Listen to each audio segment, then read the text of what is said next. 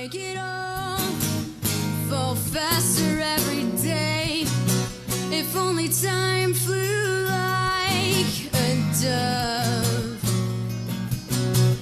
God make it fly faster than I'm falling in love.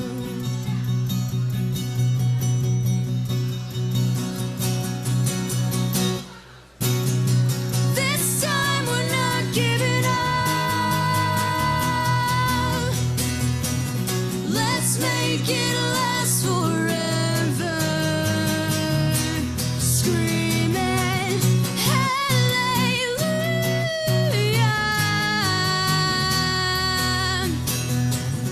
We'll make it last forever.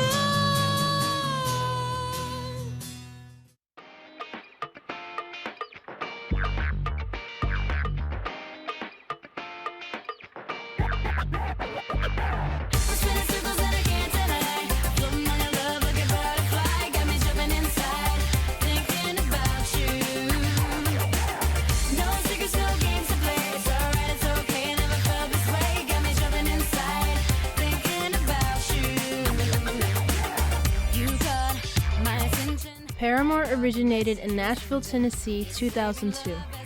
They met through their online school program where students would meet for one day of the week, with the majority of schoolwork being completed at home.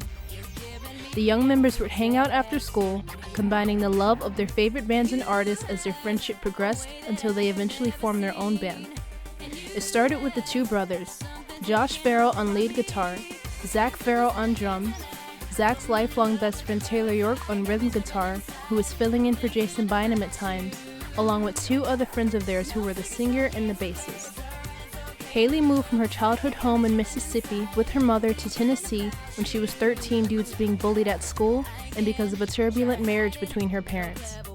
The couple separated when Hayley was 4, but continued living together until their divorce in 2002. Therefore, Hayley spent a large chunk of her childhood in a divided home. Her mom saw she had a liking for singing and wanted to help get her out of a dark place and get her into the music industry. She thought no better way to do that than in a place with such rich musical history other than Nashville. In between school, Hayley and her mom would find small musical roles and found a gig as a voice actor singing for a Christian comic book combined CD under Forefront Records called Mammoth City Messengers. The comic book was about 5 high schoolers coming together to fight a billionaire trying to take over the world. Hayley played the character Taylor Hudson, taking lead vocals in songs such as Jumping Inside, Boomerang, Lift My Hands, and All They See Is Love. You're my heart. Rewind my life back to the start.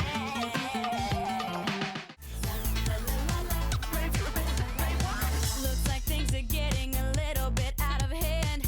How will I dish it when I'm taking all that I can stand? The project was sadly dropped due to lack of notoriety in sales and only got recognition because of Hayley. Hayley never spoke about this part of her life. Given the whole project was shelved, she probably didn't see a point to speak on it. And around that time, Hayley joined a funk cover band called The Factory, and that's where she met Paramore's soon-to-be bassist Jeremy Davis.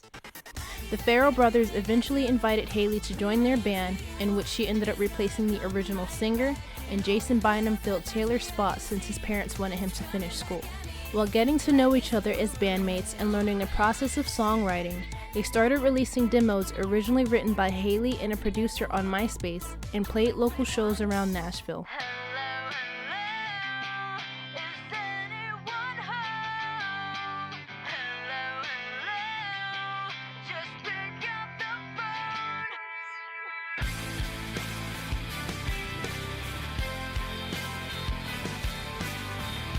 The band got their name from the former bass player's maiden name, Paramore, which means secret lover. They had their own meaning interpretation with para in Spanish meaning for, and stated that it meant for love. Once their fan base started growing, it became known that Hayley and Josh were dating as they wrote little prompts and shared pictures of each other on LiveJournal, but other than that, the couple remained pretty hush about it. You listen so close when love was just a way out, but you're going deaf now. Yeah, you turned your head around. Their demos held a meticulous but charming instrumentation of a darker pop rock vibe during the era with the likes of Toxic by Britney Spears, Car Wash by Christina Aguilera, Lose My Breath by Destiny's Child, and Avril Lavigne's My Happy Ending. Their influences during the times of writing a record were always evident throughout their discography, and it showed in their music.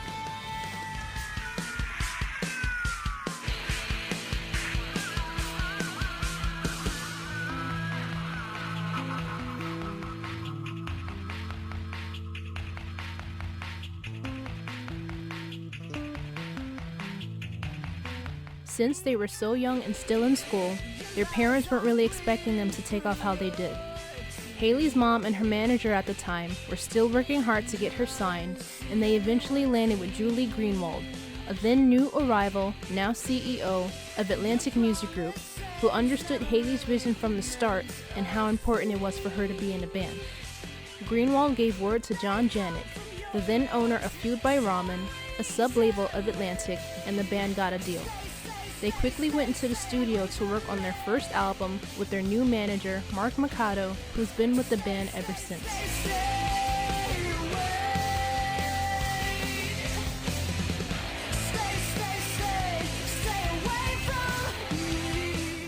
"... 2005, the year in which bands like Panic at the Disco and Fall Out Boy were slowly rising in the scene behind My Chemical Romance, Paramore began working on their debut album, All We Know Is Falling.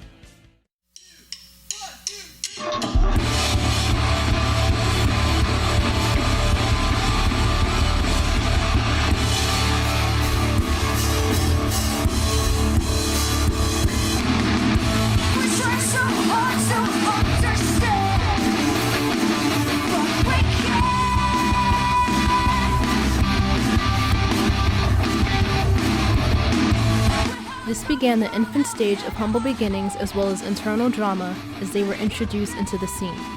Bassist Jeremy Davis left the band and booked a flight back home, afraid the members of the band were too young to be taken seriously, and was replaced by John Hembry and Hunter Lamb, who replaced Jason Bynum.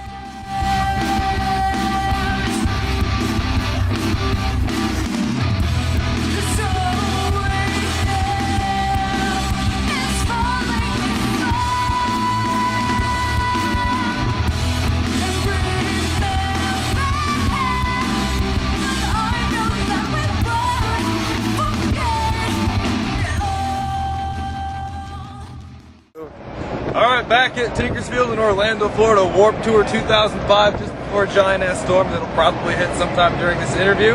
Have Paramore, I've got Haley, I got Jason. Thank you so much for taking the time out. How you folks doing? We're alright. Good. Good. So, how's the Warped Tour treating you? It's really hot and it's going really well. Tiring? Yes. Yeah, gonna be excited when it's over next week? Yeah, it's fun though. I mean, we get a lot of exposure and we get just a lot of fans. It's great. It's awesome. Haley, I think you have to be the youngest one in Warped Tour history to be performing. Or close, I guess your drummer's 15, huh? Yeah. Yeah. Yeah, he's 15. He's awesome. Actually, he's probably the youngest one at Warped Tour. Yeah. So, is it intimidating, being on the road with all these older folks? No, it's not. We're having fun, and all the bands have been super nice to us, and we've made friends with a lot of guys on tour, so. Awesome. Hey, I'm Haley. I'm from Meridian, Mississippi. I sing for Paramore.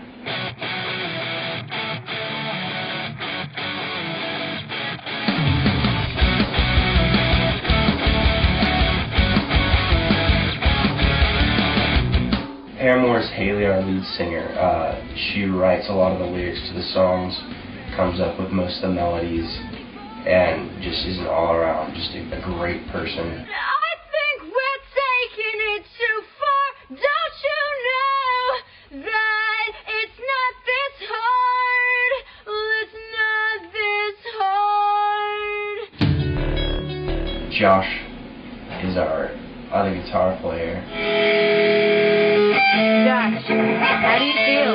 What? How do you feel today? Tell me, how do you feel? Sexy? Oh.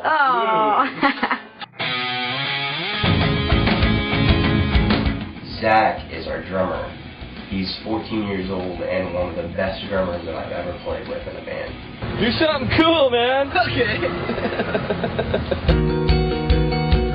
Jason is the oldest of us, and he plays rhythm guitar and does some lead stuff.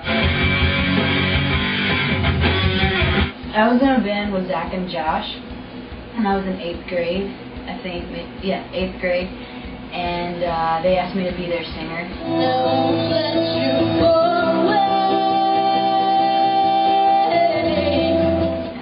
And then we got Jason. He's my next door neighbor, so yeah, I became Paramore. Why we chose our album title, All We Know Is Falling, is because Jeremy left us,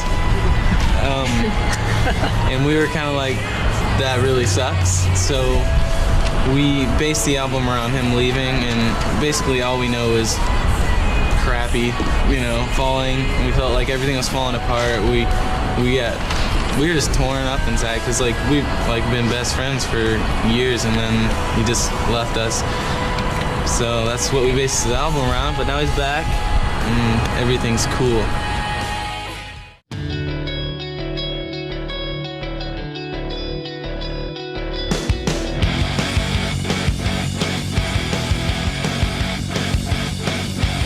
I think we have an emergency.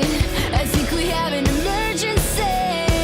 If you thought I'd leave, then you were wrong, 'cause I won't stop holding on. The album was released with singles All We Know, Emergency, and Pressure.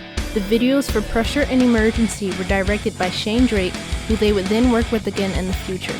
The album reached number 4 on UK rock charts and number 30 on Billboard's Heat Seekers. The band hit the road shortly after, opening for Simple Plan and My American Heart, as well as joining the Vans Warped Tour for the first time.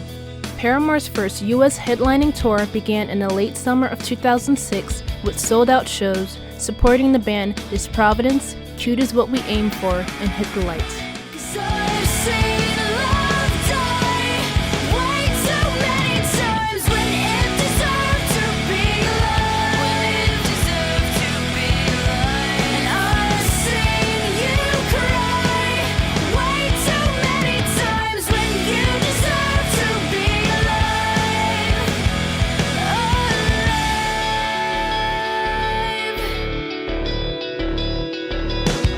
So to give up every chance you get just to feel new again. I think we have an emergency. That year they were voted Best New Band in the British magazine Kerrang! During their stint on the Vans Warped Tour, they released a Summer Tick EP that was sold for a limited amount of time, featuring songs Emergency, the crab mix version with Josh adding screaming vocals, O Star, Stuck on You, a failure cover, and This Circle. Lyrics are completely different this time around. I think that I've just learned how to be more honest with myself, not only the people that are going to be listening to the record, but everything that we've been through the past year and a half is on this record, and especially the last 6 months, I would say, of touring. We all went through personal crap that definitely shaped us and shaped our band too, all that stuff's on the record, and I'm really proud of it. And some of it's a little shameful, and some of it, people might, be like, wow, that's a little much, but I'm glad that it's there. Yeah, I've struggled with feeling like I have to have things all figured out and perfect, and present myself like there's nothing wrong ever, but there's constantly there's things that I deal with that maybe I thought I would leave behind at home when we started touring, and you come back home after a year of touring and all those problems are still there and you can't escape them, and I've just said to myself, it's time to get these things out and let them go, and we were able to do that on the record, and I'm really proud of it. Excited. Yeah. Co-headlining. Co-headlining the Warped Tour. 2 years ago, we were on the small stage on the tour. Obviously, we didn't have any fans at that point. We weren't yet signed to FBR, and so the whole band, we tried to make it like a whole band thing, but the way it worked out with us about to go down to record and to actually meet Janik and everything, well, we didn't know we were going to record yet, but to meet Janik, it didn't work out. I was kind of really upset that it was just me playing acoustic, but once I got down there and I met everyone, I just felt like everything was going to work out. Warmfields would be so much better though. Like in the intro out and the fans like what? Yeah, but I like it right. Zach, hold up. Dude, we're trying to go over the set list. Hold on a second. No, see, I think Born for the Day Go Where We Go is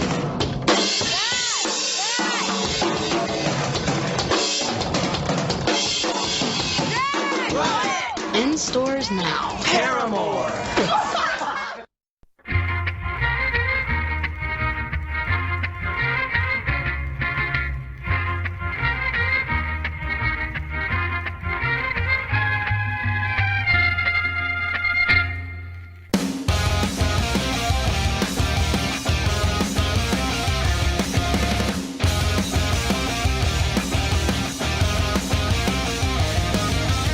I'm in the business of misery. Let's take it from the top. She's got a body like an hourglass, ticking like a clock. During their breakout year, after riding on the road, Paramore began recording their sophomore album Riot in January 2007 without Hunter Lamb as he left to get married, and Taylor York was his replacement but only for the tours. In Hunter's absence, Josh recorded lead and rhythm guitar for the album.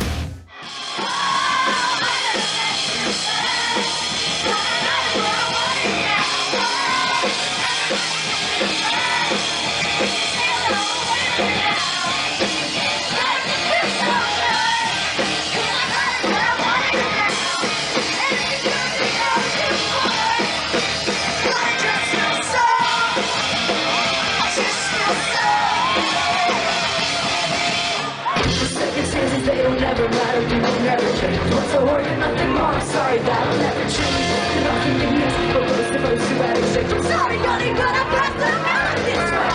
There's a million other girls who do it just like you. Come give us anything is possible to get to. They want it one day like it's easy if you do it right. Well, I refuse, I refuse, I refuse.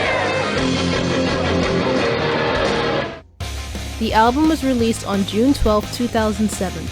They chose the title Riot, stating that it meant a sudden outburst of uncontrolled emotion.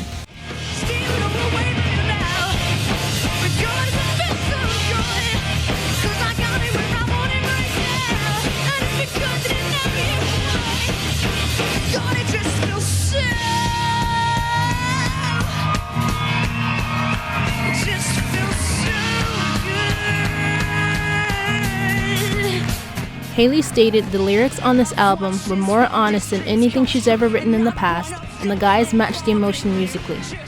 The first single, Misery Business, was released June 21st, reaching number 3 on US Alternative Songs and number 26 on US Hot 100.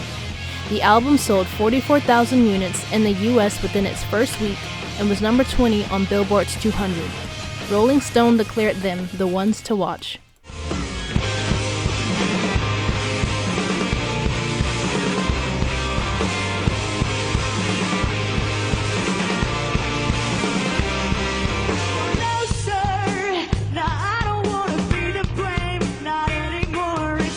Paramore joined Warped Tour for the third time and saw their crowd triple in size as they played the main stage during their duration of the tour and had their television debut on The Fuse's The Sauce, followed by singles Hallelujah, Crush Crush Crush, and That's What You Get.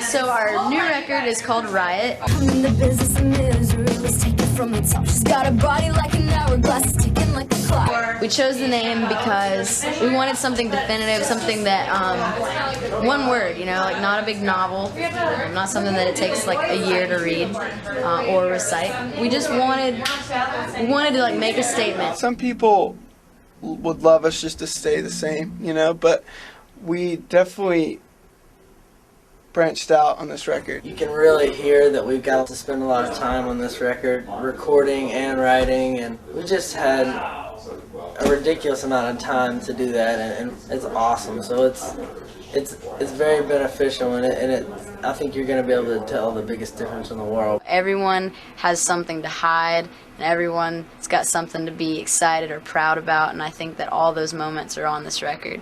I don't know, this new record, it's a lot more developed than the last one, I guess you could say, because like the last one we were really rushed, which I'm sure the guys told you, just like we didn't have much time, so it was sort of like just blah. And then there was our first record, and then we hit the road. And this one we've had, we have about 3 months to do it, and it's great. You can definitely tell that, we've put a lot of thought and effort into every single song. This record sounds like old Paramore, but with just a new direction to it, and it's just a more mature, like grown-up direction. Every meaning of Riot isn't like violent or angry or even negative. Oh no, I just keep on falling Back to the same old. Where's hope when misery comes crawling? Oh, my way, hey! The meaning that sort of sold it for us was a sudden outburst of uncontrolled emotions. And I think that that's exactly what our record is. It's just a bunch of feelings just sort of pouring out, like things that I didn't even know I felt are on the record. I guess we all really learned a lot about ourselves during the process and of making it, and we're so proud of Riot. We love it. So. Yes.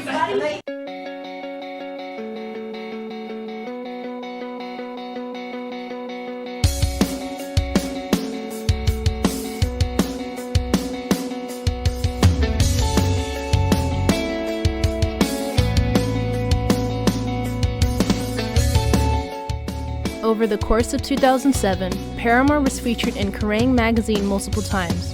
However, on one instance, due to the portrayal of Hayley being the focal point of the band, she was unhappy with the article. In the 2007's article, writer Tom Bryant states, "Hayley Williams is very much in charge. She is in full flow, strolling around a makeshift photo studio in a glass-walled meeting room perched high on top of a Times Square hotel. So far today, she's been the center of attention. From the minute she strolled into the room, tiny boyish figure, big head, big hair, and big eyes, she's been trying to direct things. She took one look at the wardrobe selected for her and rejected it out of hand. I'm supposed to be looking glamorous, not in those." Writer Tom Bryant continues to present Hayley as a dominating figure in the band who directs the members in every way, calling Josh the band's warrior for speaking up in fear of doing something wrong in Hayley's eyes. Bryant also goes on to confidently make inappropriate remarks about the closeness of the members and invalidate ex-member Hunter Lamb. Hayley addressed the issue on the band's live journal stating, "I'm trying to be careful about what I say because although we are pretty upset about it, it's not something that I feel like is worth the time or effort of saying something that all of us might regret later. Needless to say, we could have done without a cover piece. Sorry if it offends anyone at Kerrang, but I don't think there was one bit of truth in that article. Isn't it funny that the last Kerrang cover piece we had began the exact same way? It's all about me being large and in charge.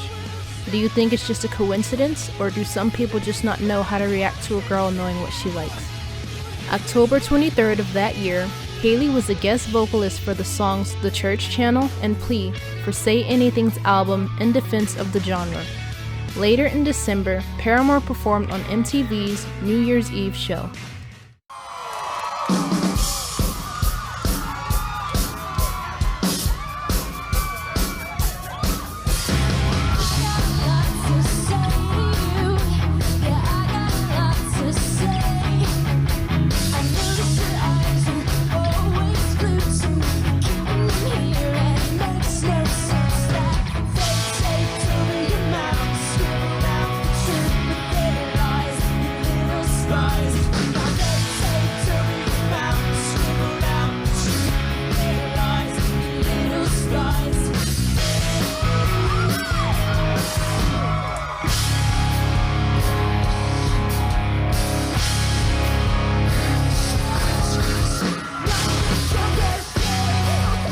February of 2008, Paramore was featured on Alternative Press's magazine, voted Best Band of 2007, and was nominated for Best New Artist at the 50th Annual Grammy Awards, presented on February 10th, but lost to Amy Winehouse. Paramore then embarked on a UK tour for the promotion of their sophomore album, supporting the bands New Found Glory, Kids in Glass Houses, and Conditions. However, on February 21st, the band announced the cancellation of 6 shows due to personal issues. Members of the band stated that at the time, they felt like they were growing up, but not growing together, and never had time to talk to each other. Earlier in the month, rumors began circulating from the fans about trouble in the band when Josh Farrell began expressing anger for the media's sole focus on Hayley. Hayley, look at me! The cancellation was later speculated to be about the drama between Hayley and Josh's breakup and Chad Gilbert, guitarist and singer for New Found Glory. Paramore met New Found Glory in 2007, and the two bands became friends that summer when Hayley was 18 and Chad was 26. Paramore members were featured as cameos in the music video for New Found Glory's song Kiss Me that year. Speculation of an affair began when guitarist Chad Gilbert got married in early 2007 to singer Cherie Dupree, lead singer of the band Isley, with the divorce finalized around December of the same year. A few months later, into 2008, Chad was seen spending more time with Hayley. The timeline of the two relationships separating as a new one formed fueled rumors of Paramore breaking up. After a short break, the band came back together to record the music video for Riot's 4th single, That's What You Get, which was released March 24th.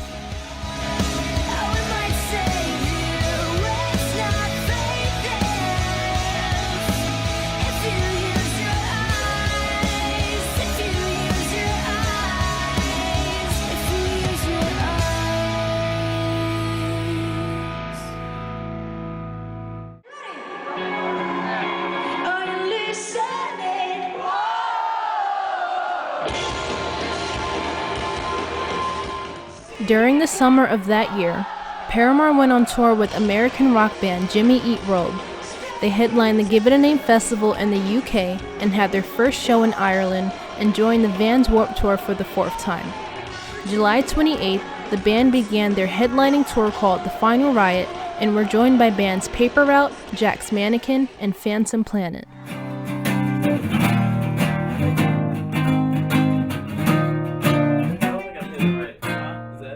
The Final Riot tour was the most frustrating tour we've ever had to put together in the history of our touring lives. You know, we always try to make our show like fun, obviously, and different from the last show we put on. We're all getting really scared because we knew it was going to be the Final Riot tour, and we really needed to go out with something big, and just not only for the fans but for ourselves, wanted to just give it one last, oomph. Hoorah.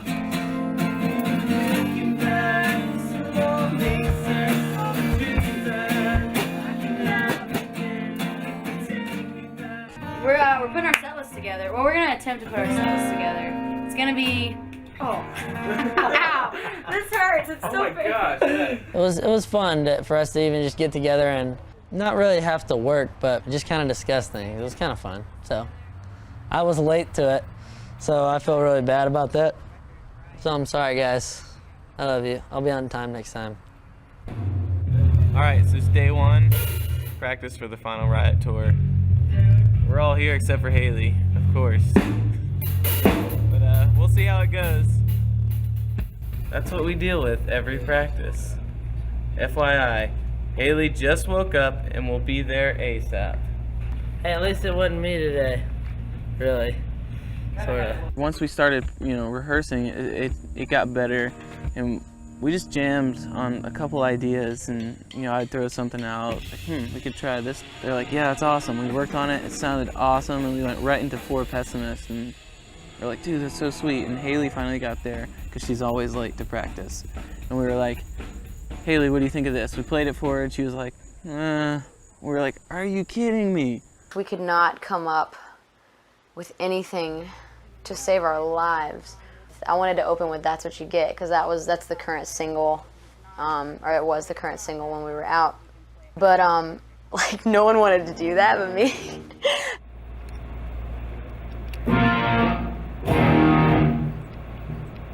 Day 2. Trying to figure out an intro still. Everybody has to like it, so we kind of just scrapped it and tried it with That's What You Get. We tried this, we just moved, changed keys. Didn't work, so we were like, man, this sucks. Basically wasted a whole nother day. It was hard for us to even get along how much we were just like going head to head with everything. We just fought for like 3 hours and then left. We hate intros. We're not good at them. Luckily, the third day, the clouds parted. Something happened, and on that third day, we all just came in, and it seemed like all of us had cleared our slate, and we're like, you know what? Let's go in here and do what we need to do. Zach's idea was to start with Born for This. And we got it together really quickly. We came up with the intro. I just started playing. I was like, what if I start playing, then Taylor starts playing, and we slowly add one member at a time. It actually ended up being really cool. It's like it's my favorite intro we've done besides Let the Flames Begin.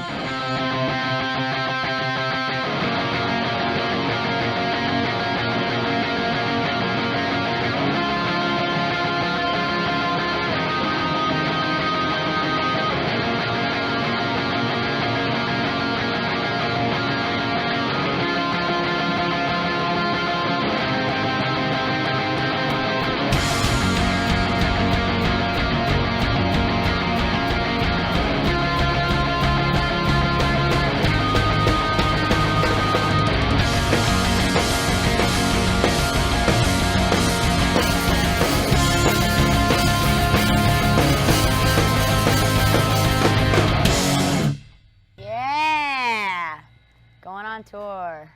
Chicago, Illinois, how you feeling?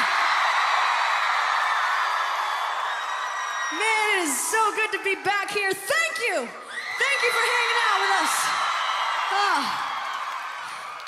As you might know, this is the final riot. The last one that you're gonna get. And in case you don't know already, my friends, I'll tell you, we are Paramore!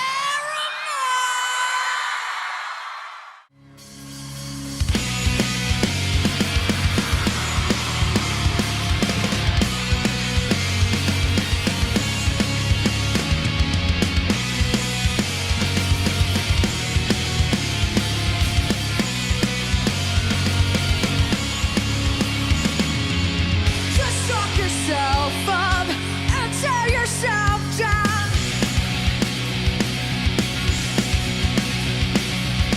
You've one wall but not find a way around.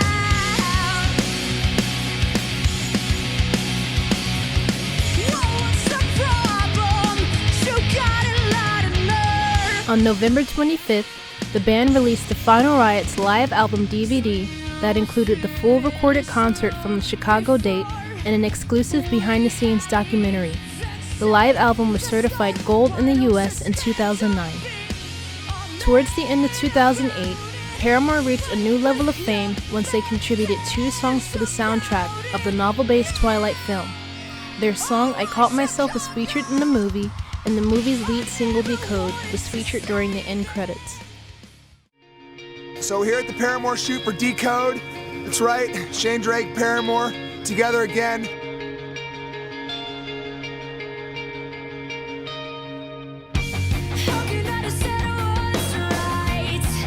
We shot in the forest. We're trying to sort of mimic this Twilight vibe that happens in the forest and the trees.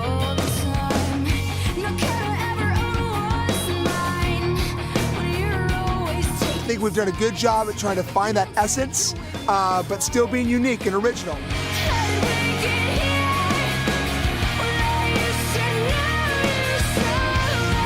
So, we're here in Nashville. We're pretty excited about it. It's gone well so far. We've been recording all of it, or filming all of it in this forest right here. I'm tired. I've been up since 4:30 this morning, and we leave for Mexico tomorrow, and I just want to die. I'm so tired. Here I am. Welcome to the forest. But you think that I can't see what kind of man that you are. Well, I will figure this one out on my own. I'm screaming, I love you so. With my thoughts you can't decode. How did we get here? When I used to know you so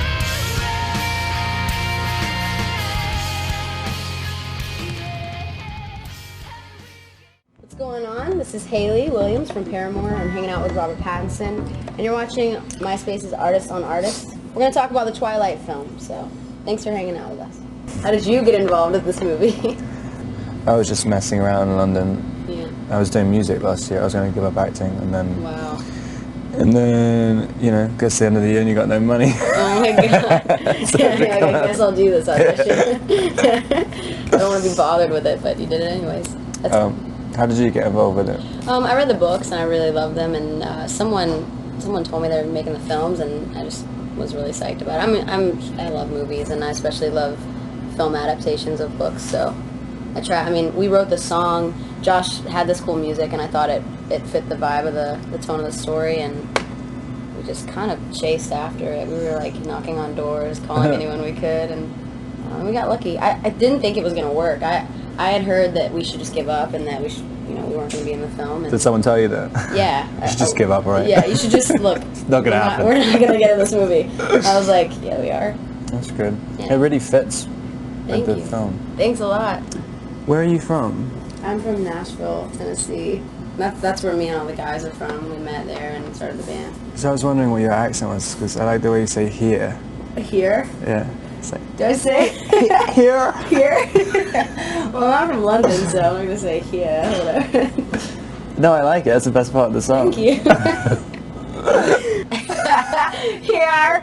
I'm gonna have to pay attention to that. I won't change it though, because I know that you like it now. That must be insane for you, because I mean, like, before all this, you could probably walk around and have a cheeseburger or a garden burger even, and Garden burger. Garden burger, like a veggie burger. Ugh. You don't like veggie burgers? No, but calling it a garden burger. Yeah, that sounds a bit. It's like, I found this in the garden. Let's just have a cheeseburger then. Okay. Alright, so. Decode was released October 1st on Paramore's fan club website, as well as Stephanie Meyer's website, the author of the Twilight series. The music video for the single was premiered November 3rd. Hot Topic held a listening party for the soundtrack's album, which featured an acoustic version of Decode. Soon after, Paramore announced they were in the studio for their third album and had plans to release it in the summer of the next year. They spent 6 weeks in pre-production in their hometown of Franklin without the guidance of a producer. While working on songs and looking for who would be the right fit to produce their album, they were making sure they had the right songs together so they could go straight into the studio and record. The third album was recorded in Calabasas, California, with producer Rob Cavallo, who previously worked with the band for the song Decode. Now when I caught myself, I had to stop myself from saying something that I should have never thought. Now when I caught myself, I had to stop myself from saying something that I should have never thought of you. I know at my heart it's not you. I knew, but now I know what I want.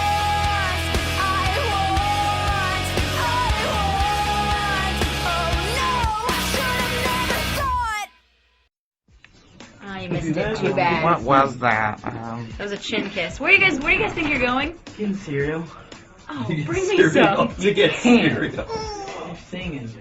Hey, bring me something like a smoothie. Won't be back. Wait, Doug, pull back again. You hear that? Haley kinda wants a smoothie. I love when they think I'm a girl and they have to please me all the time. Pull back. Yeah. Make it a regular shot, because a regular shot looks actually really cool.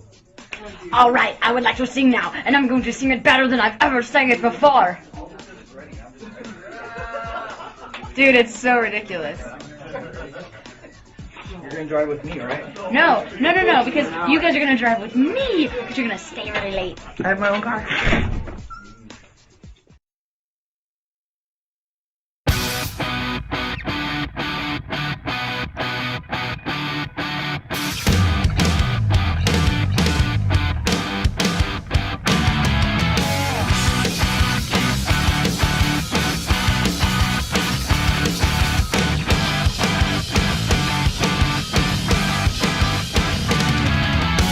If I'm a bad person, you don't like me. Well, I guess I'll make my own way. The arrival date of the album, Brand New Eyes, was announced alongside promotion of the No Doubt summer tour with the band No Doubt.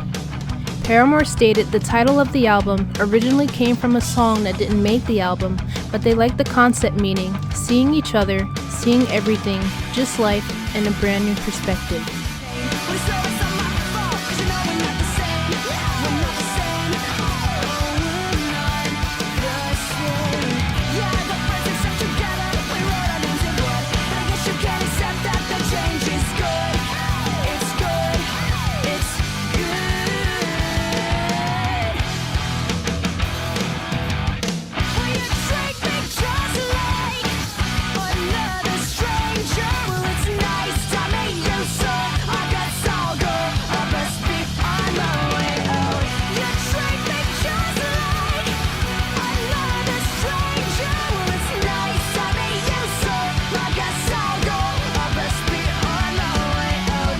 The band was special guests with other acts such as Janelle Monáe, The Sounds, and Bedouin Soundclash. The No Doubt tour began in May 2009 in arenas and amphitheaters across the US and Canada.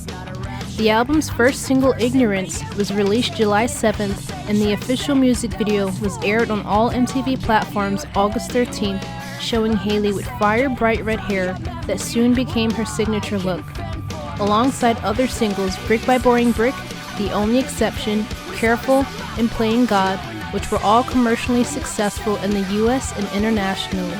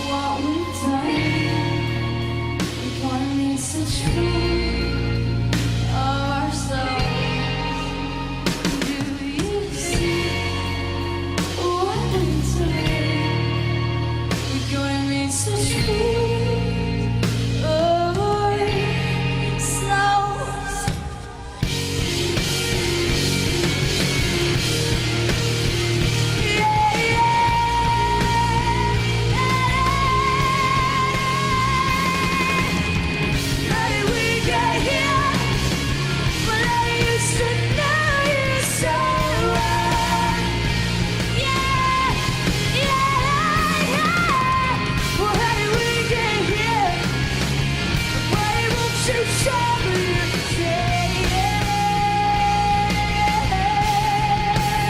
I think I know.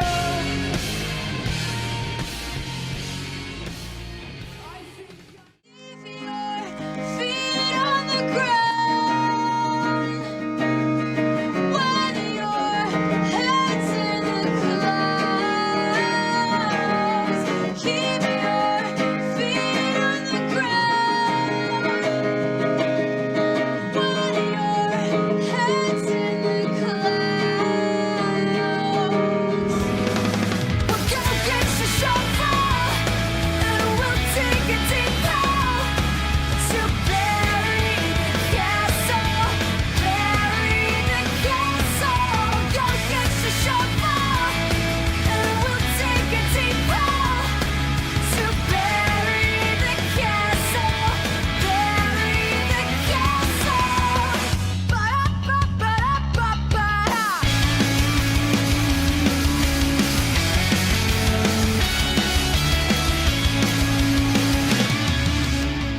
So Brand New Eyes basically means to me just each member of Paramore seeing our band from a new perspective. Brand New Eyes is about learning people, and it's about learning relationship and growing up, finding your own identity, finding your own ideas, and really sticking by them and being okay with it. The five of us, you know, used to be a really close-knit group, and we liked the same things and listened to the same music and had the same jokes, and I think we all kind of blossomed into five completely different individuals. We wanted everything to be kind of uniform.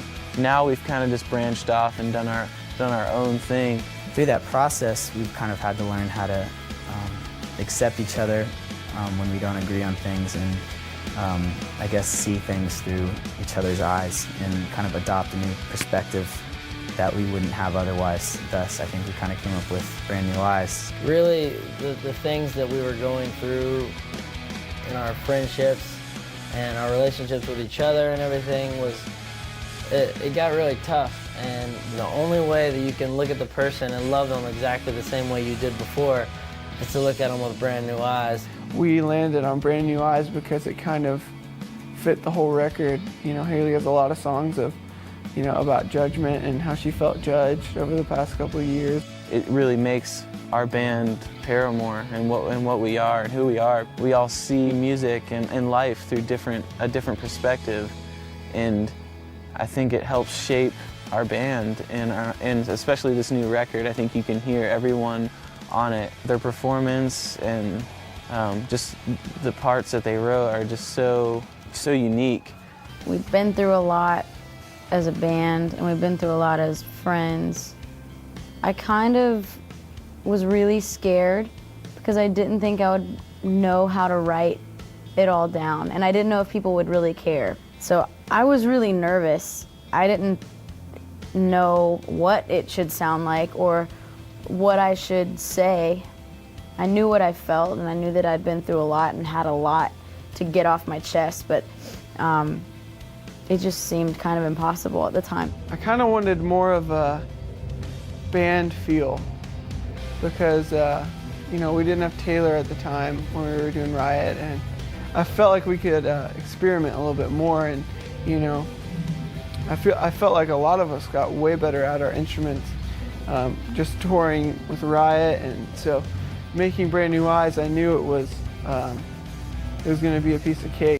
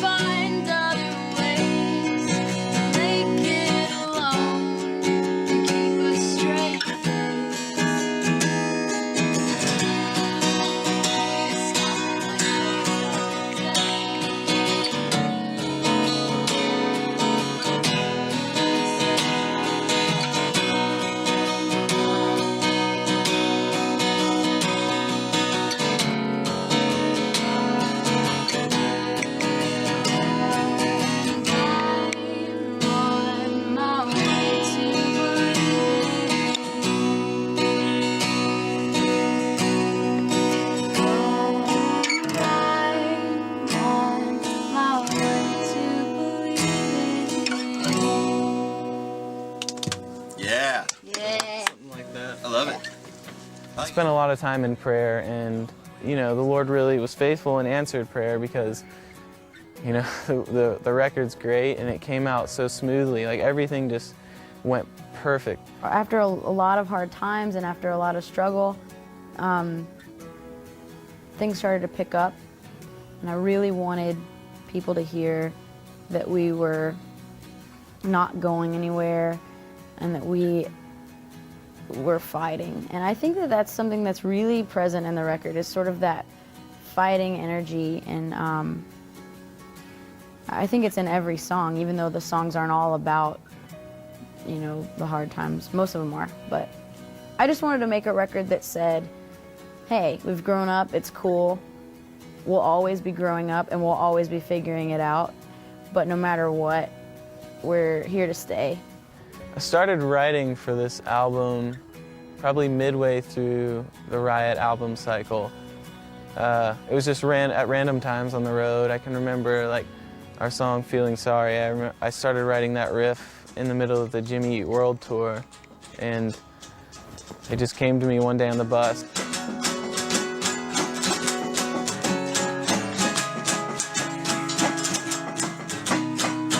We still live in the same town, well, don't we?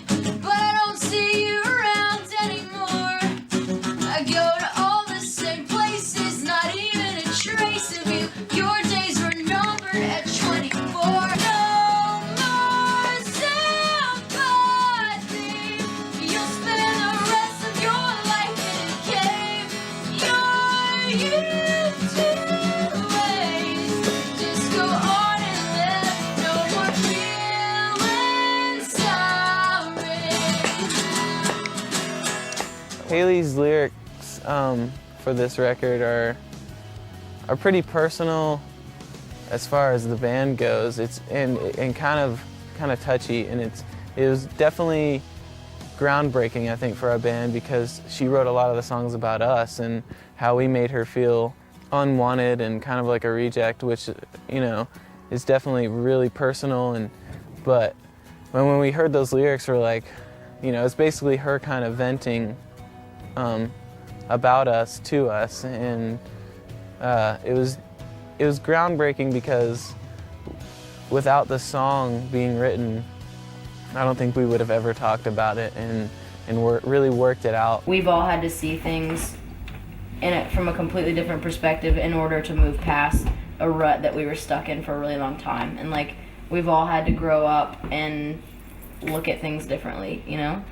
Well, I think Brand New Eyes is cool because not only does it seem positive and we can describe it as like, look, part of growing up is learning to see things differently and learning to think outside your own self. Because like, for us being in this like sort of marriage of 5 people, like we have to think openly. Paramore soon began their next headlining Brand New Eyes tour the day the album was released on September 29th, with support from Paper Route and the Swellers, followed behind a 15-date sold-out extension of the tour in the UK with support from You Me at 6, Paper Route, and Now Every Children. Their biggest show of the stadium tour came to a high at the Wembley Arena with an audience of 12,500 people.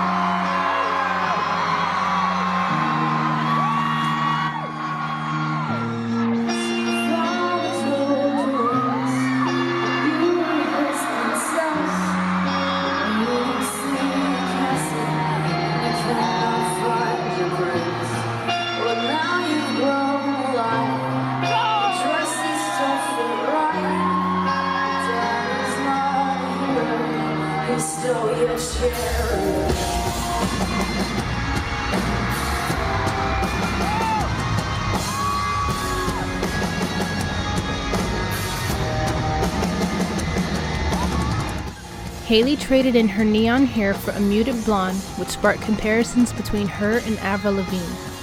Brand New Eyes was praised by critics for the growth of maturity in its sound and lyrical content, and was called a great successor to their former album. The album debuted at number 2 on Billboard's 200 and sold 175,000 copies within its first week, becoming the band's biggest album at the time. The band won Best Album at the Kerrang! Music Awards in 2010, and The Only Exception was nominated for a Grammy in the category Best Pop Performance by a Duo or Group with Vocals.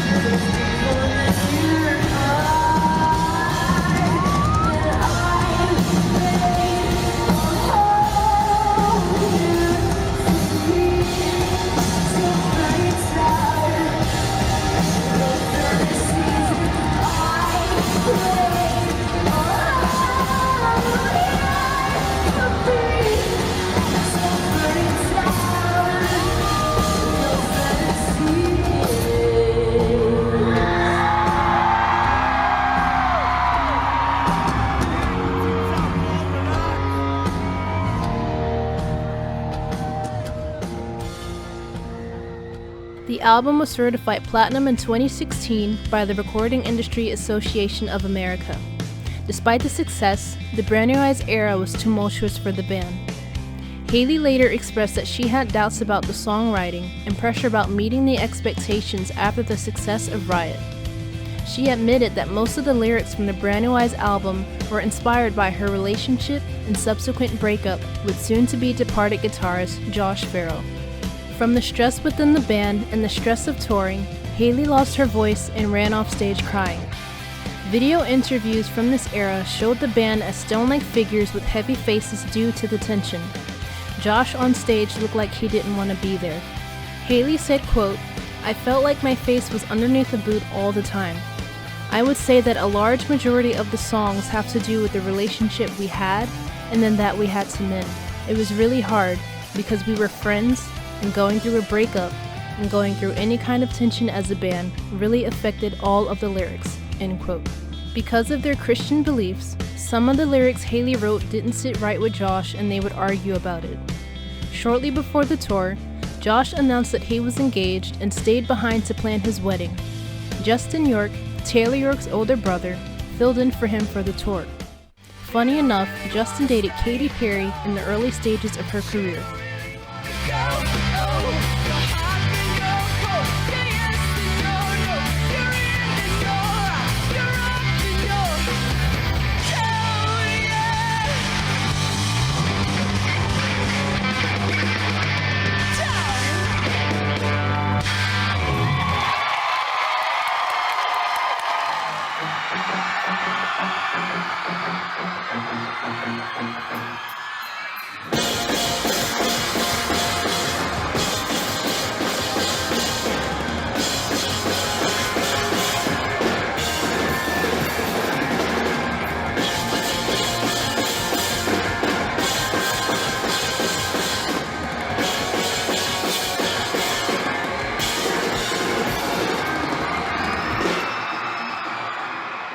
2010 was the year of greater highs and lows the band hadn't anticipated.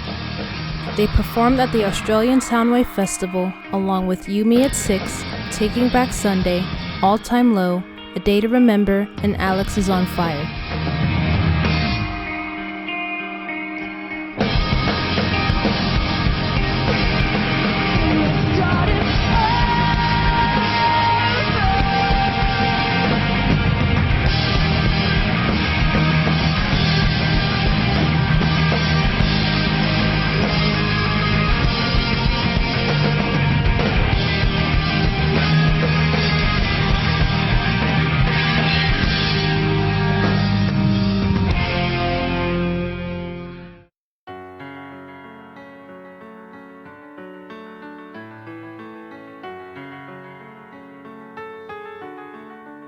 Can we pretend that airplanes in the night sky like shooting stars?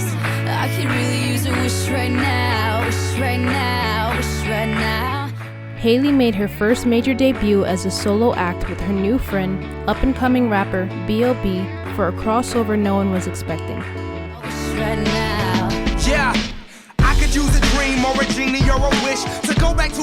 much simpler than this. Their song Airplanes from B.O.B's debut album, The Adventures of Bobby Ray, reached 138,000 digital streams within its first week and peaked at number 2 behind Usher's OMG on Billboard's Hot 100. Before I try to cover up my slang, but this is what they cater. What's up, Bobby Ray? So can I get a wish? Teeing up politics and get back to the music that started this. So here I stand, then again I say, I'm hoping we can make some wishes out of airplanes. Can we pretend that airplanes in the night sky are like shooting stars? I could really use a wish right now, wish right now, wish right now. Can we pretend that airplanes in the night sky are like shooting stars? I could really use a wish right now, wish right now, wish right now. I could really use a wish right now. Because of the song's success, a Part 2 remix version began climbing the charts with special guest Eminem. The collaboration resulted in a Grammy nomination along with Paramore's own nomination for The Only Exception. A wish right now.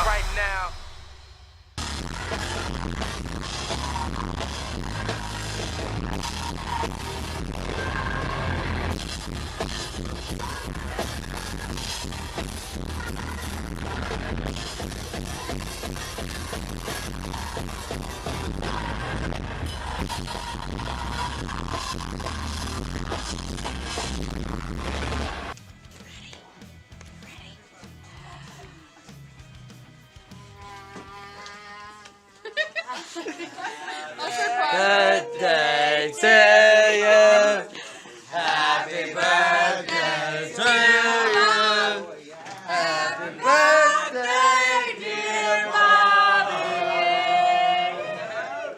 Happy birthday to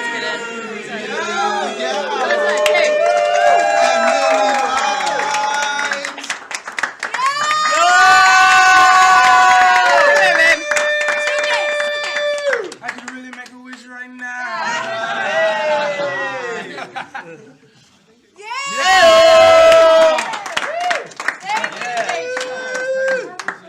Thank y'all, man. It's so nice. That's awesome.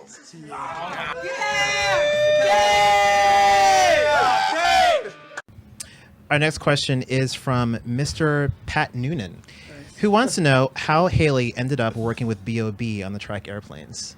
Actually, we were playing at the Hammerstein Ballroom here in New York, and our whole label came out, and just to support us and hang out with us. And I was backstage getting ready for the show, and someone brought in the demo of it and let us listen to it and said, asked me if I'd be interested in singing on it. And I thought it was really cool. All the guys liked it a lot too, and everyone was just kind of like, you have to do this. This is awesome. And I liked it so much. It it wasn't really a hard decision to make.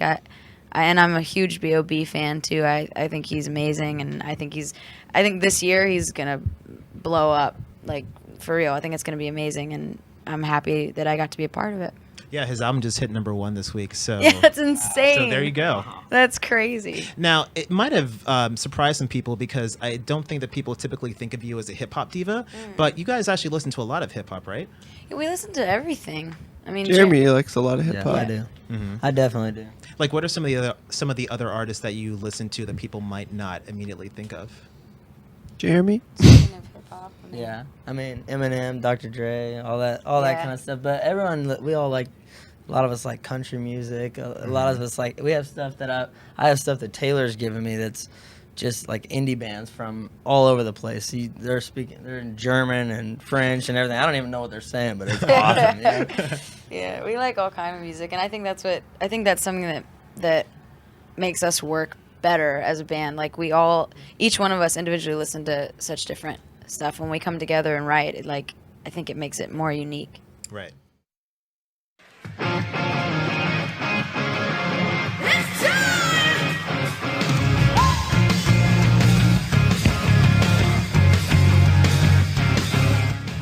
They performed at Radio 1's Big Weekend and K-Rock's Weenie Roast, and towards the summer, they were granted the chance to headline the Honda Civic Tour on July 23rd in North Carolina with Tegan and Sarah and Newfound Glory.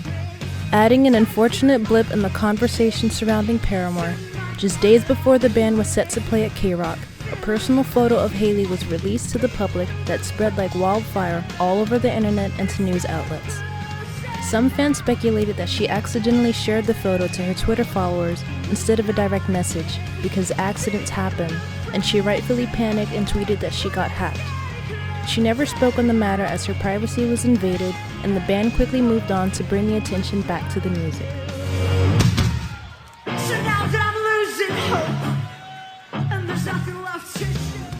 Hey, we're Paramore. And we're headlining the Honda Civic Tour this summer. We're bringing out our good friends Tegan and Sarah. And check this out. You can win this Honda Civic that we designed especially for you and Honda Civic Tour 2010. So, be there or be there. See you later. We've been waiting on this tour for so long now, and it's finally here, and I'm so happy that we get to do this.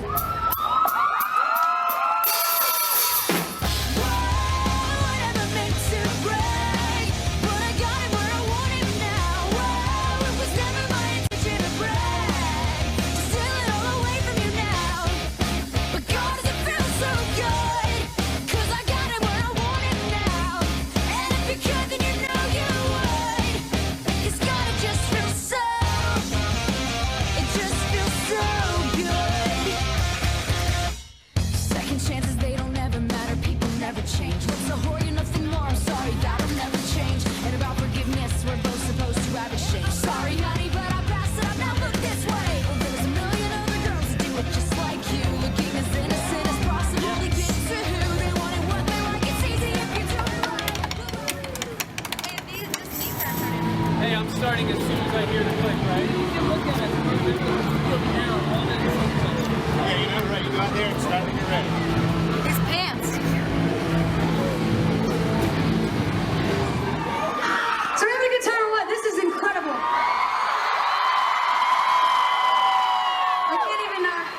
I can't even explain to you how long we have waited for this tour to happen. I feel like we've been working on it since, I feel like it's a baby. And it was like, it took like 9 months, and then it came tonight. It's out.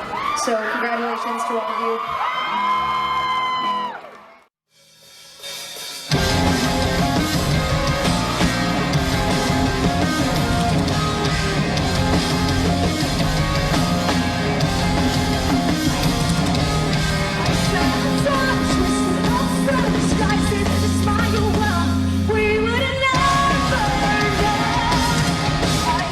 The Honda Civic Tour was the biggest production the band had so far. The stage was constructed of 3 ramps up to a platform behind the drum set, and 6 large video screens as a backdrop instead of their usual background curtain. Along with the promotion of the Honda Civic Tour, a contest was hosted for a custom Honda Civic that was decorated in the theme of the Brand New Eyes album that unfortunately, the unannounced winner listed on eBay after putting a few hundred miles on it.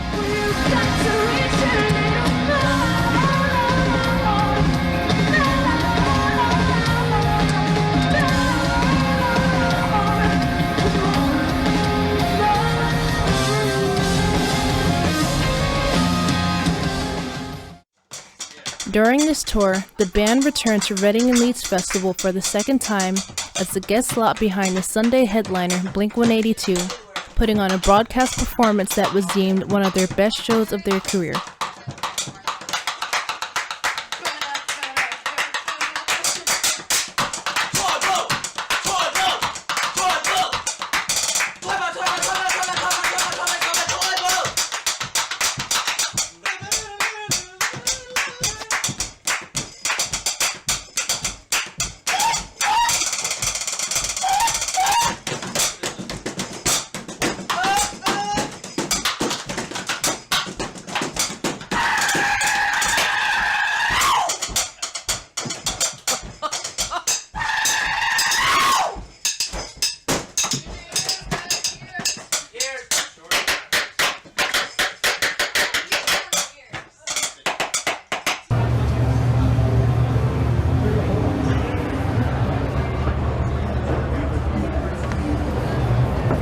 Piss myself.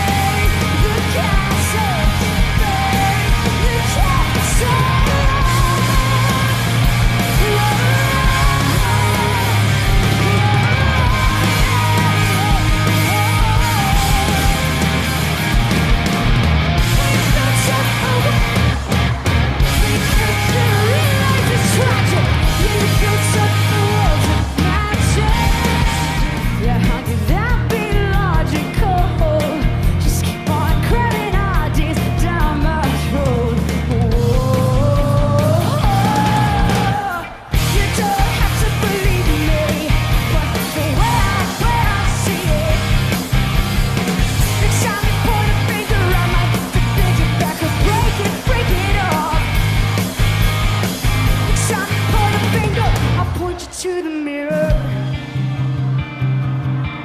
Oh, Father, oh, Father, my Jesus.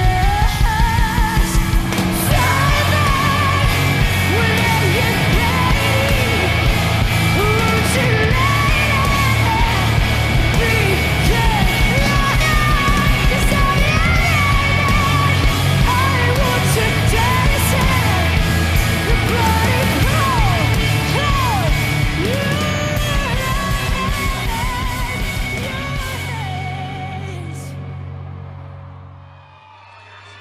After the short UK tour in November, the band was on the road for the last 5 shows of 2010, including Z100's Jingle Ball. They announced on December 2nd the official dates for the South American tour that would take place during February and March of 2011. They were set to take a break after the South American tour to write for their 4th studio album.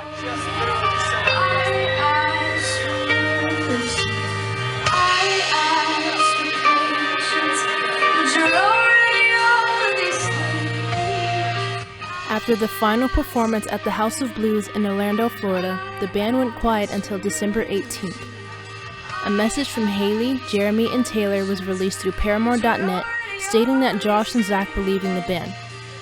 In the message they stated, "A couple of months ago, Josh and Zach let us know that they would be leaving the band after our show in Orlando last Sunday. None of us were really shocked. For the last year, it hasn't seemed as if they wanted to be around anymore. We want Josh and Zach to do something that makes them happy, and if that isn't here with us, then we support them finding happiness elsewhere. But we never for a second thought about leaving any of this behind." The post also stated that the remaining members had no intention of disbanding. They also added, "As we look back, and now as we look with excitement to the future, in all of this, what truly matters are the good times. The picture of us with our arms around each other, the long van rides, your faces while you sing along as we play. Thank you for getting us right here to this very moment."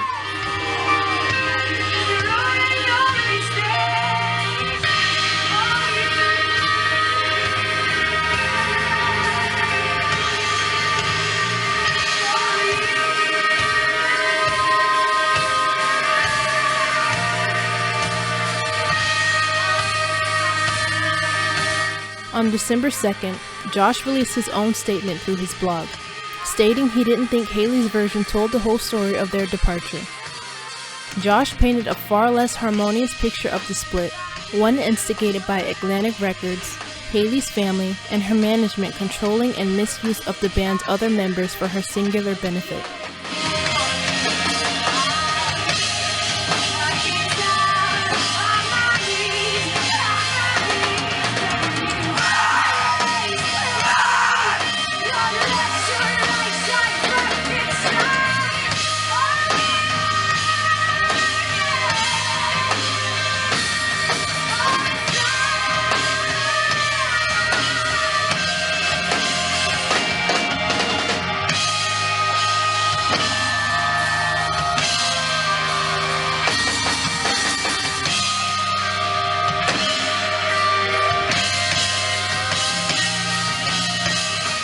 In his blog, he says, "Let me start by apologizing to you for the way everything went down on Saturday. I had a statement typed ready to post to you guys, but Haley released one without my permission. We were not going to issue a statement until we worked out our exit agreement with Haley. I wish it didn't have to happen this way. Zach and I wanted to be the ones you heard it from. I want to be honest with you guys about how this band formulated from day one. I did not think Haley's version told the whole story, at least from our perspective, and hopefully this will explain a bit about why we are leaving." Josh claimed that what started out as natural somehow morphed into a manufactured product of a major label riding on the coattails of Haley's dream. He said her dad would constantly threaten to pull the plug on the whole band if we complained about anything, suggesting that we were hired guns and Haley was the real artist, when in reality we were also part of the band. We've always been treated as less important than Haley. The band members' fraying relationships, their inability to agree on many things, and the toll of constant touring, Josh and Zach decided to leave the band. In late December, Paramore contacted MTV's Jane Montgomery, stating they wanted to get all of their side of the story out before the end of the year.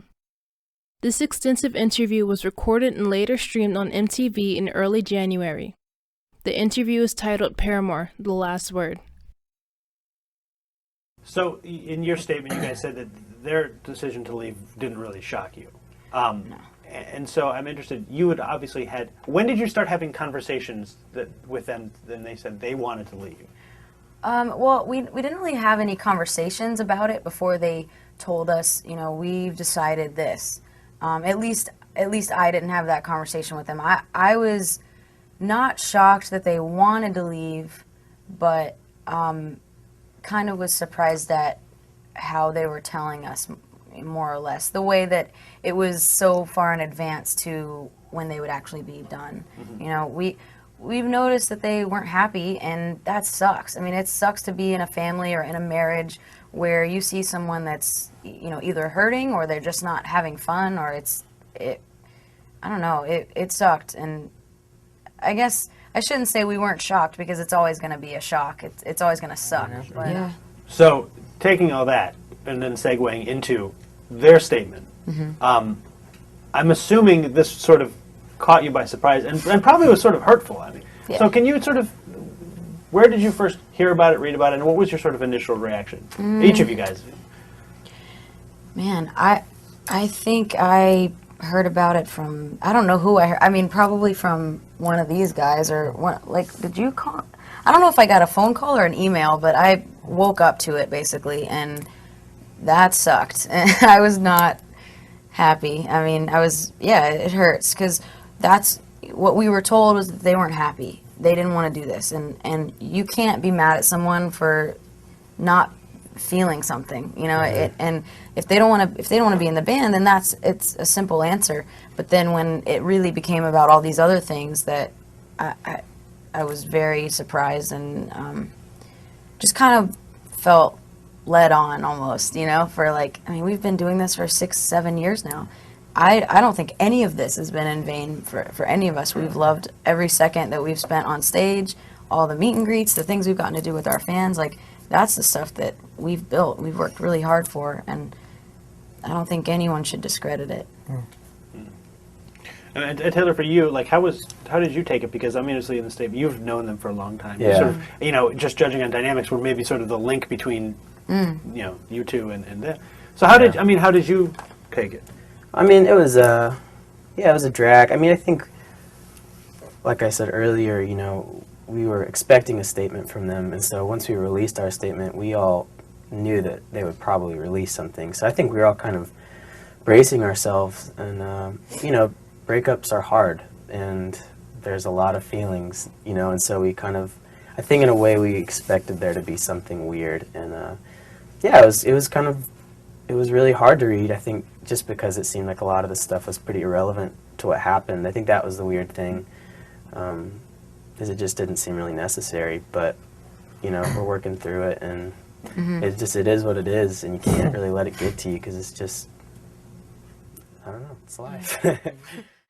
On January 10th, in the MTV interview, Haley stated that despite the band losing 2 of its founding members, they would release new music, although they had not confirmed if it would be a full album or just a number of songs. She also admitted that Paramore's style was likely to change due to the new lineup, but clarified that the band would still retain to their core signature sound. Paramore later confirmed they were entering the studio in Los Angeles with producer Rob Cavallo once again to record what would become the Singles Club. In March that year, Paramore embarked on their first tour without the Farrell brothers, with touring members Jason Pierce, Justin York, and John Howard standing in for them.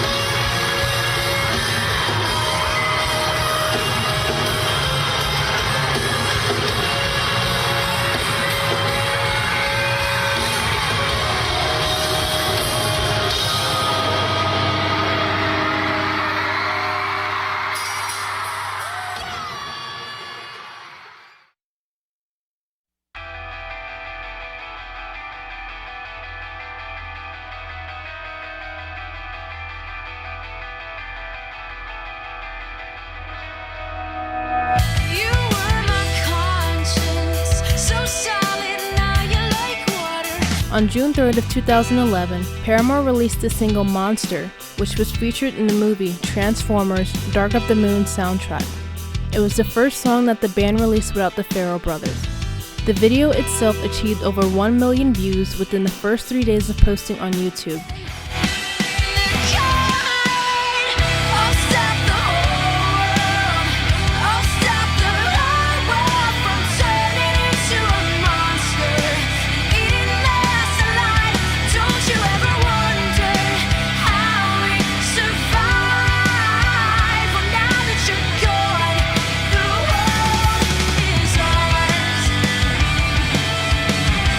The song won Choice Rock Track at the 2011 Teens Choice Awards, and on March 24, 2016, the song was certified gold by the RIAA.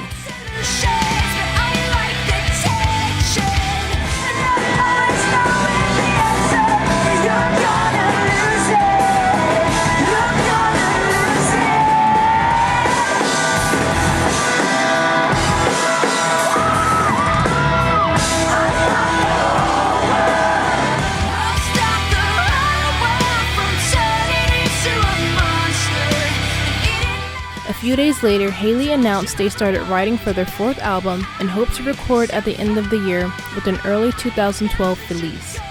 On October 11th, Paramore announced that they would release a new song for each remaining months of 2011. The band set up the Singles Club on their website, which gave fans a chance to purchase the singles when they were released, as they were released exclusively through the Singles Club. A song called Renegade premiered on the day of the announcement, with Hello Cold World following on November 7th and In the Morning on December 5th.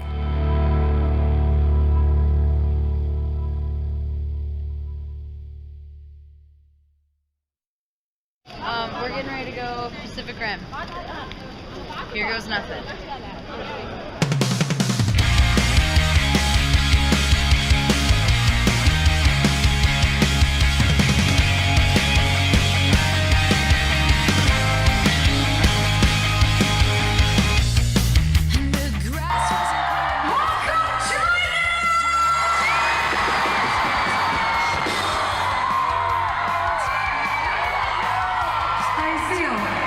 The only thing I wanted to do while we were in Hong Kong was gondolas, cable cars, mountains, views, and China. The cable car was frightening. It was very scary. I thought we may not make it alive to the show, but we're here. But anyways, it was just the most beautiful thing that I think any of us have ever seen. It was amazing. And not only that, the city itself was you guys are so cool to us, and we really appreciate that.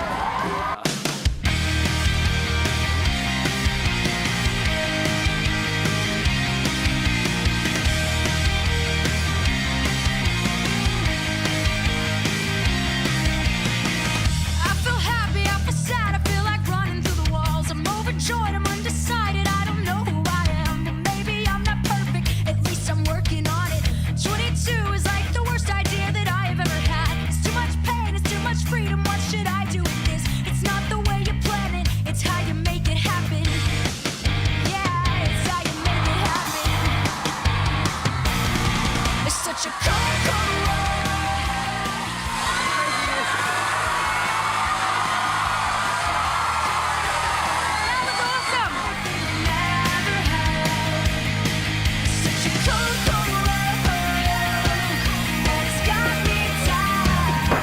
We're in Jakarta.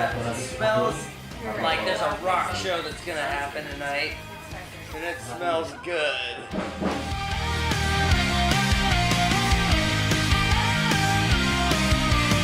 Aloha! We're Paramore. And we're in Hawaii, and we're stoked. And we just want to say, really appreciate everything, all the support and everything you've done for us, especially the last 4 shows, and we can't wait to come back to all these places.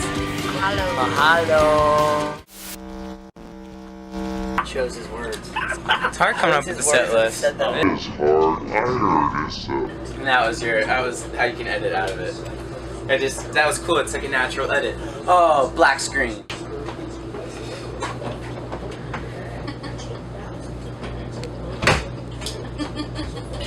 Get away from him. Ow! Ow!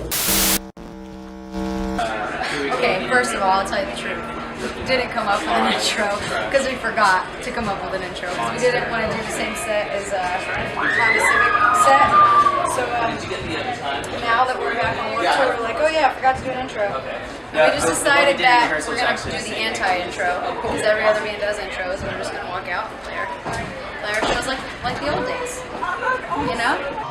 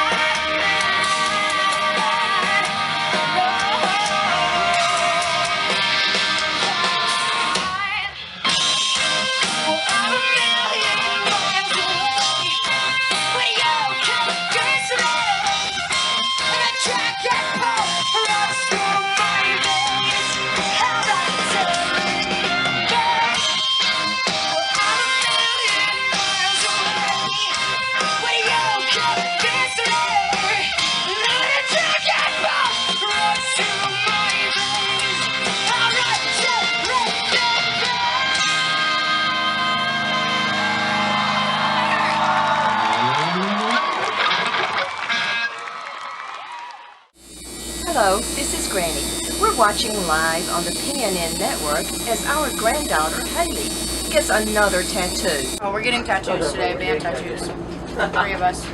And we're also getting something that everyone else can get too that tours with us. And we just really wanted something simple.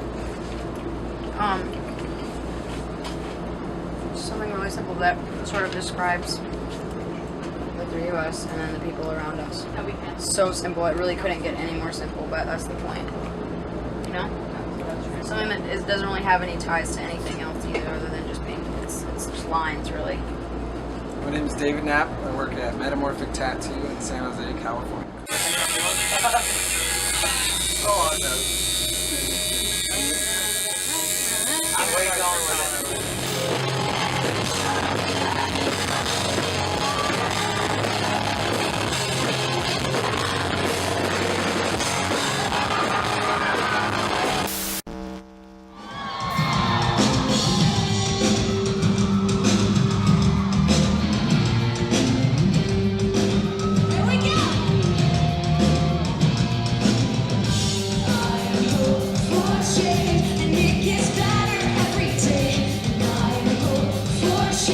On April 18th of 2012, Haley announced the producer for their 4th album was Justin Meldal Johnson, and guitarist Taylor York co-producing for the first time, and that they were recording in Los Angeles where the band resided. Former Lost Prophets, Angels and Airways, and 9 Inch Nails drummer Ilan Rubin was confirmed to be the session drummer for the album.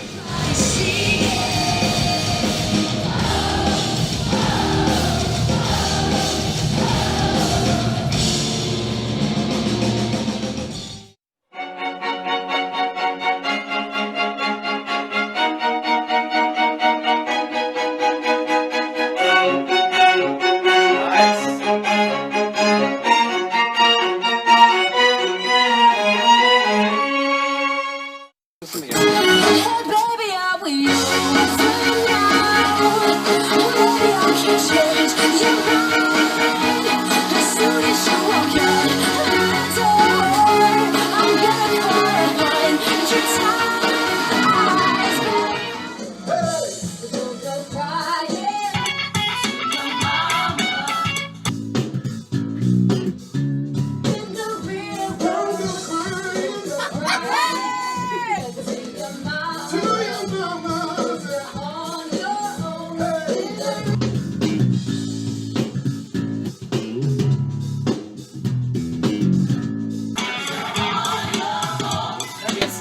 Let's go practice for a little while, because I just feel like right now. Okay. Just playing like an ass.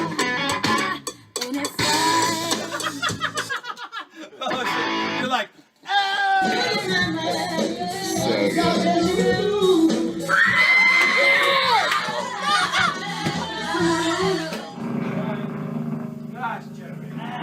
Ankle biters.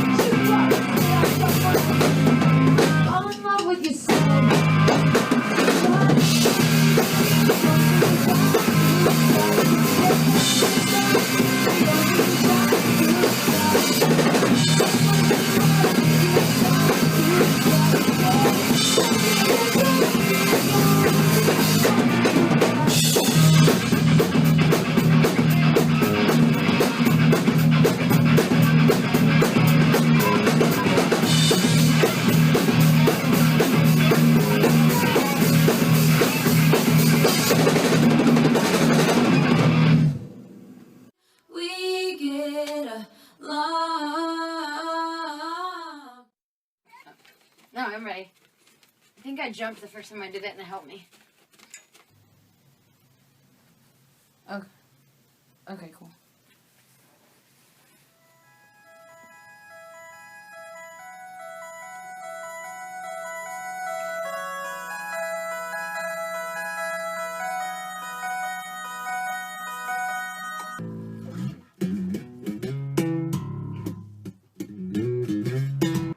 Cocky basketball.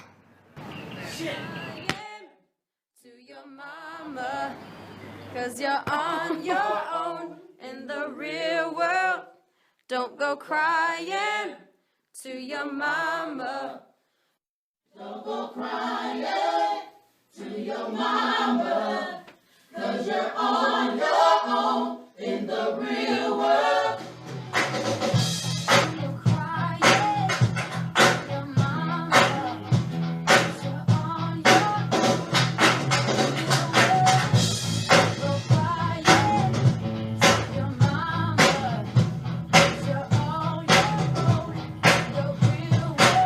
Can we get a chorus? Yeah, we should get a chorus. We're gonna especially the chorus, okay?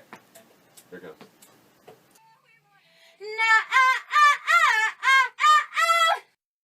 Yeah, we should get a We're chorus. gonna especially the chorus, okay?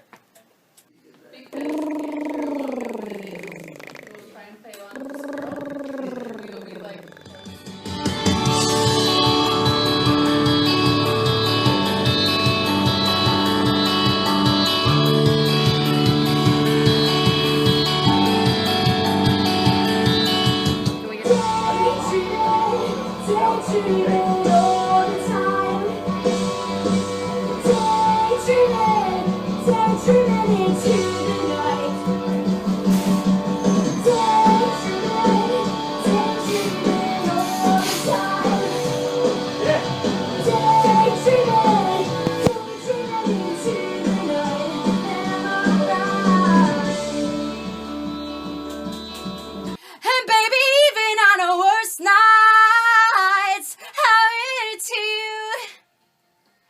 Let them wonder how we got this far, 'cause I don't really need to wonder at all. Yeah, after all this time, I'm still into you.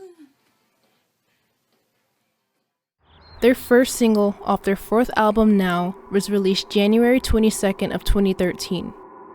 The band debuted new looks and tattoos as they prepared for their long-awaited comeback.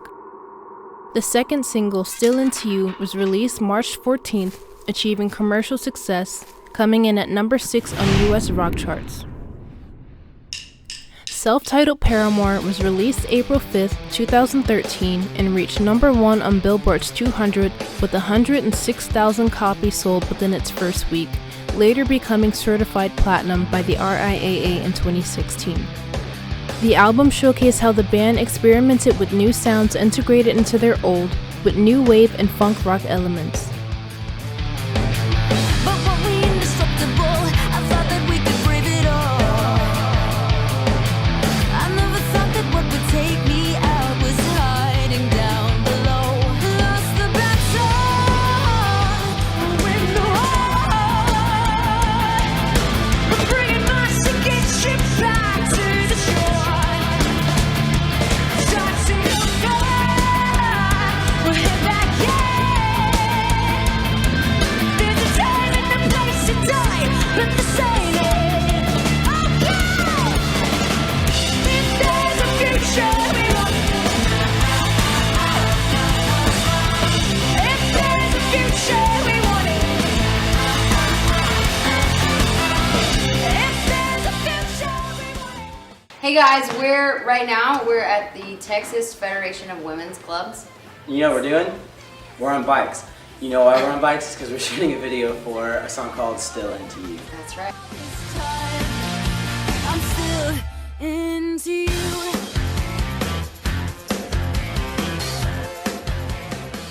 We're shooting today with director Isaac Rentz because Isaac really wanted to portray what love feels like instead of what it looks like.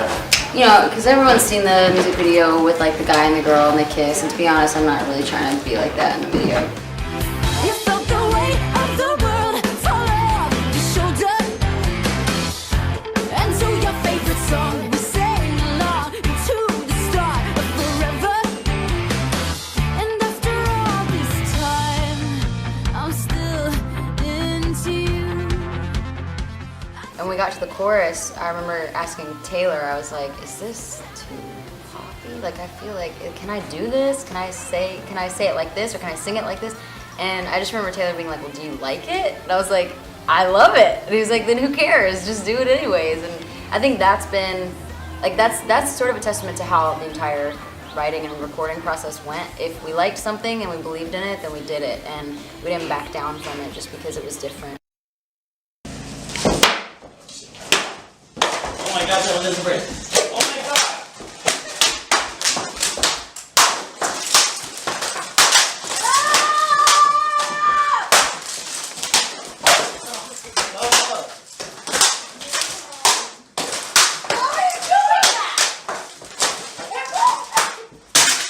The third single, Daydreaming, was released December 2nd, and the fourth and final single was released February 4th of 2014.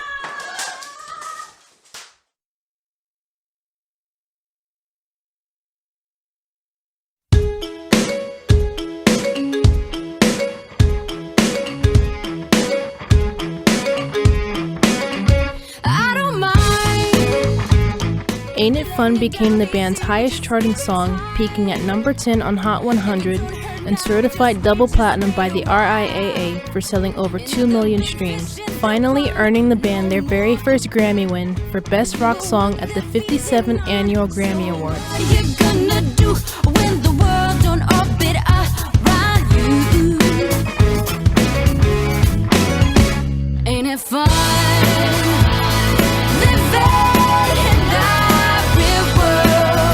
The premiere of Daydreaming's music video wasn't supposed to be released until after Ain't It Fun, but the band wasn't happy where Ain't It Fun's music video was heading and scrapped the whole idea for something better.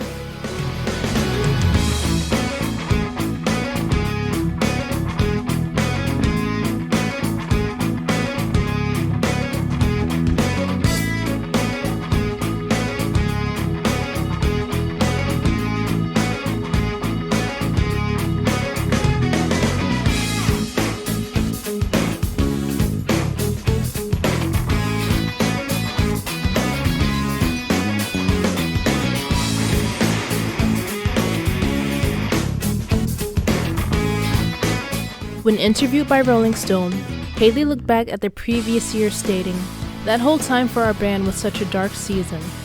It was emotionally exhausting, and by the time we got around to the point where we were going to start writing, we just really wanted to enjoy the process of making an album."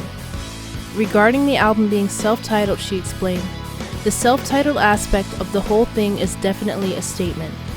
I feel like it's not only reintroducing the band to the world, but even to ourselves.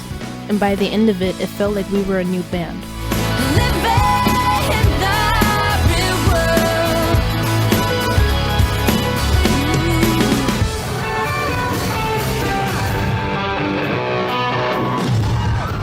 Paramore began their biggest album era spanning from 2013 to 2016, touring all over the world, and had their first headlining show at Madison Square Garden. On August 22nd, the band announced their first ever edition of Parahoy for 2014, a 4-day cruise from March 7th to the 11th from Miami to the Great Stirrup Cay, a private island in the Bahamas, with special guests Tegan and Sarah, Newfound Glory, Shiny Toy Guns, Me Without You, Bad Rabbits, and Ruben Wu of Ladytron.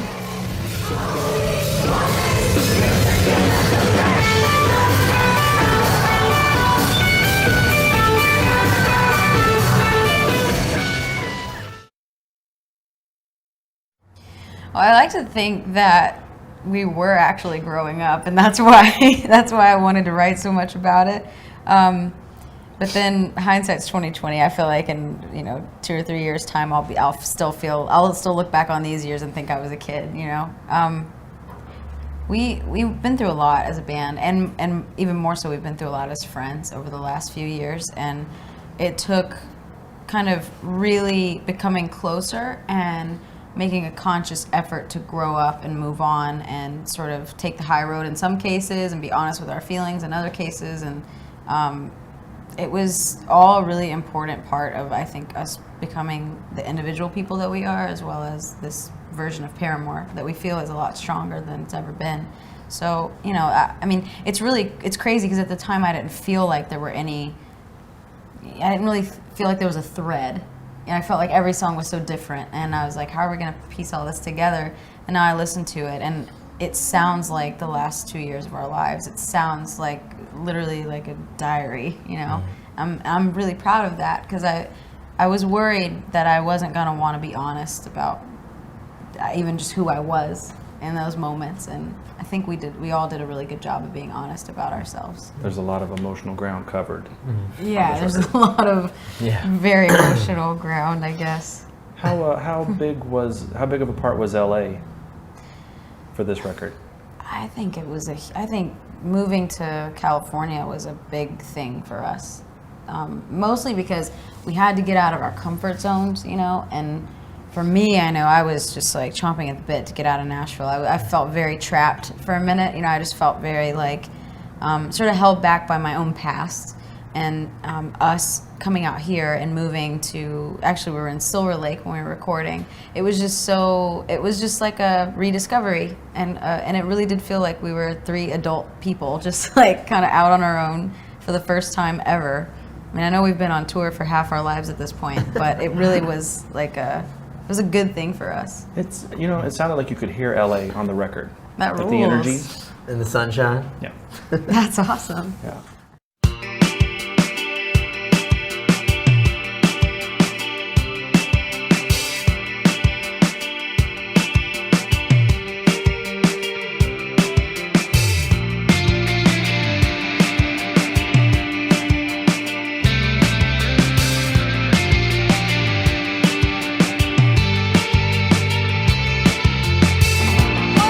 What a shame we all remain such fragile, broken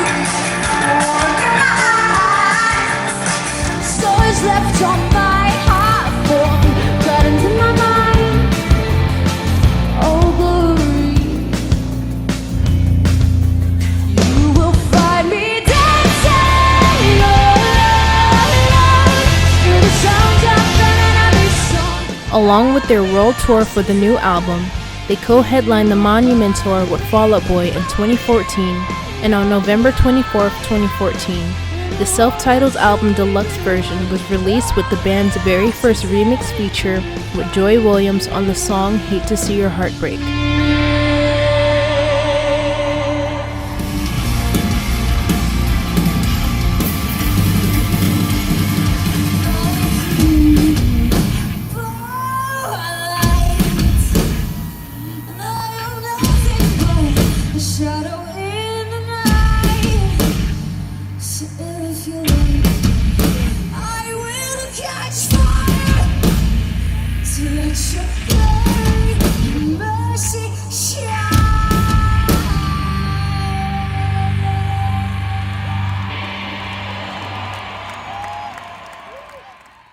News of romance sparked when Hayley's longtime boyfriend of several years, Chad Gilbert, proposed on Christmas of 2014.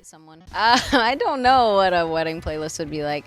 I was just saying earlier today that I'm not really someone who's planned my wedding. Like, I've not dreamt about it really all my life. Like a lot of my friends were kind of like that, and then I saw some of my friends get married at a young age, and it was beautiful. It was actually really cool to watch, but I've just never been that person. So I'm having fun learning about planning a wedding, but I don't know what I'm doing, and I think it'll just be a fun night. I think it'll be really cool, whatever it is. Hayley confirmed the news on her Twitter account with a photoshopped photo of her and Chad's face over wedding attire.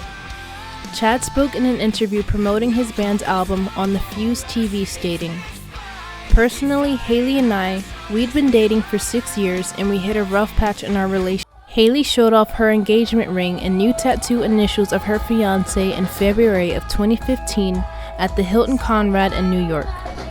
The summer of 2015 began their last tour, the Writing the Future tour, for the self-titled album, and the last tour with the inclusion of their bassist Jeremy, unbeknownst to the fans.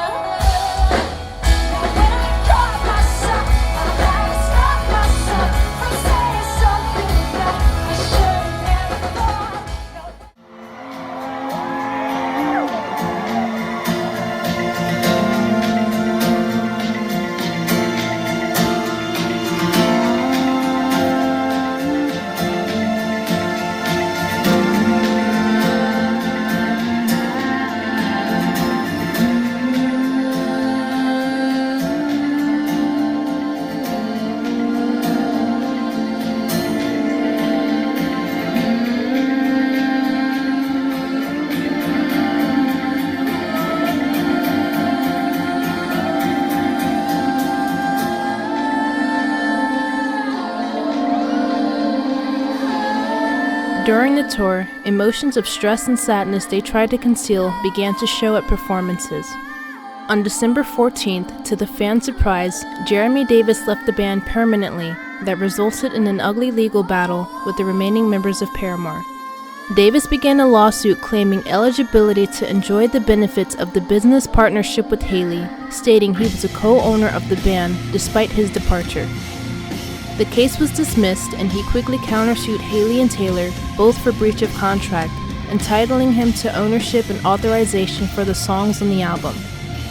On the album's credits, Jeremy was only credited on the interludes.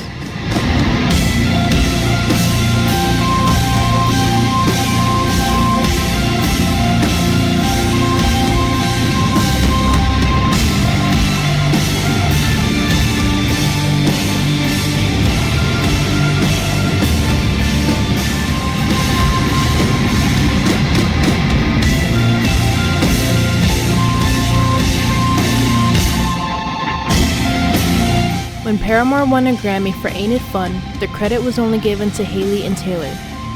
In Jeremy's lawsuit, he claimed he was eligible to enjoy the benefits of the earnings as well, and not just them two. They agreed to an undisclosed settlement in May of 2017 and no longer spoke on the matter.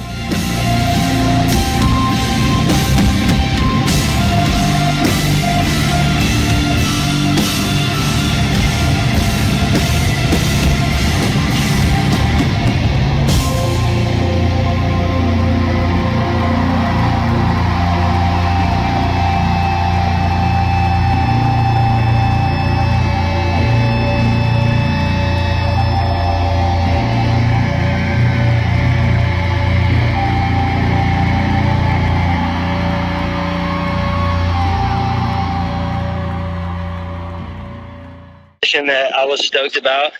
At the same time, remember this, 15 years on tour away from my family, I missed important things. Like, I missed my grandpa's funeral. I missed my dog dying. Like, I missed things that I can never get back. And it was amazing going to be with you guys and girls, everyone, obviously. But, a lot of things I missed out on, and I was really thankful to kind of turn back into a normal person for a second and be able to be there and give my time to people that I actually cared about. You know what I'm saying? Yes, I understand. I totally understand. 2016 was a year of rest for the band as they began writing for their 5th studio album. Haley got married in February, and the band went quiet until their second musical voyage, Paramore 2, on March 5th. I used to live long before I knew you, and I saw your flag on the marble arch. But love is not a victory march, it's a code admits a broken hallelujah.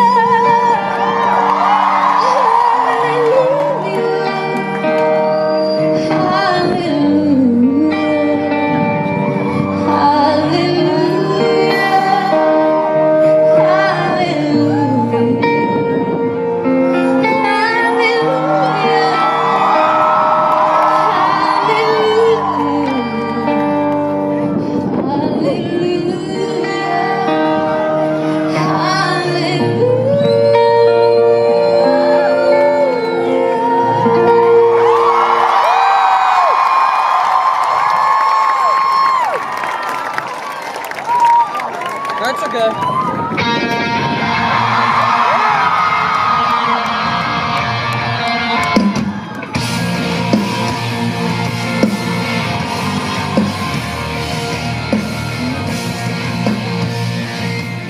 You're gonna hate this, so just, you might want to turn around if you're gonna hate it. But,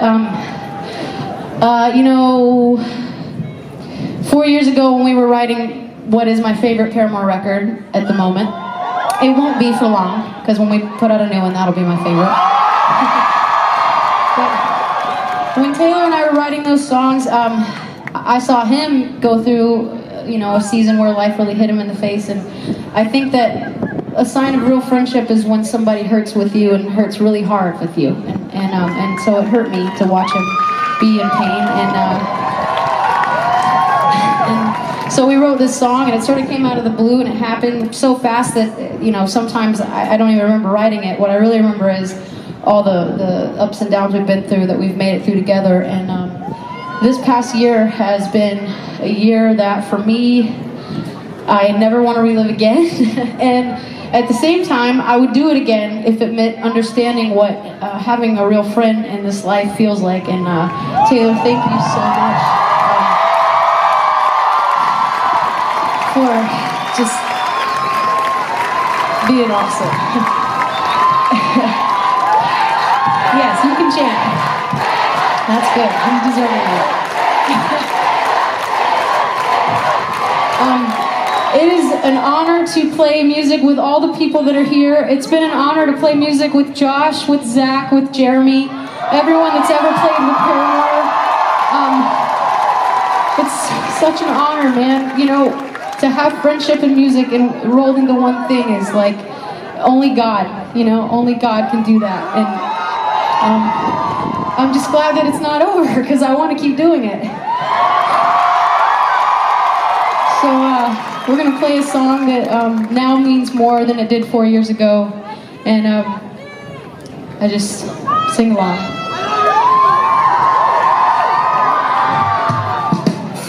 Let me come over here. There's not a single word in the whole world that could describe the hurt. Hey Nylon TV, I'm Haley Williams from Paramore, and you are here on the set of my cover shoot for Nylon Magazine. While taking a break from music, Haley and her longtime friend and stylist, Brian O'Connor, entered a new business venture for their new vegan and cruelty-free hair dye company, Good Dye Young, after 4 years of planning. Her previous cosmetic venture was in April of 2013, where she partnered with MAC Cosmetics for a 4-piece makeup collection consisting of a lipstick, nail polish, eyeshadow, and beauty powder. She supported the line for Nylon's magazine cover photo shoot. After years of creative collaboration together, and Hayley being known for her rainbow range of hair colors, Good Dye Young was developed with the vision to create a community around self-expression, empowerment, and color. The company slowly branched out to stores across the country and was newly launched in Ulta Beauty stores in May of 2023. Because of Hayley's orange hair throughout the years, the first dye they created became a replica of Hayley's signature orange, now known as Riot. Reference to Paramore's sophomore album when Hayley first debuted her bright orange hair. Brian stated without that color, it wouldn't have started their relationship or their company. In June of that year, the band gave fans a new surprise to speculate after posting videos and pictures of themselves in the studio with previous producer Justin Meldal Johnson and former drummer Zach Farrell.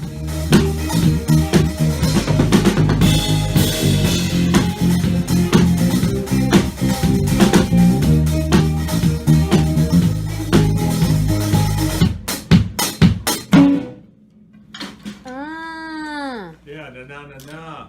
That's good. And I'm just a little bit caught in the middle. I try to keep going, but it's not that simple. I think I'm a little bit caught in the middle. I gotta keep going or they'll call me a quitter. Yeah, I'm caught in the middle.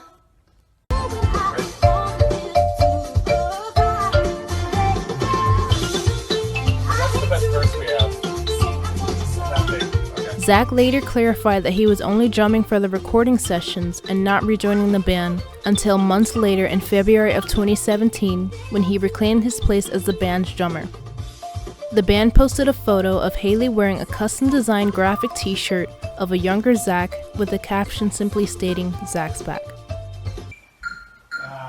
It goes twice or 4 times? It's just rolling, so we'll tell you when to push in.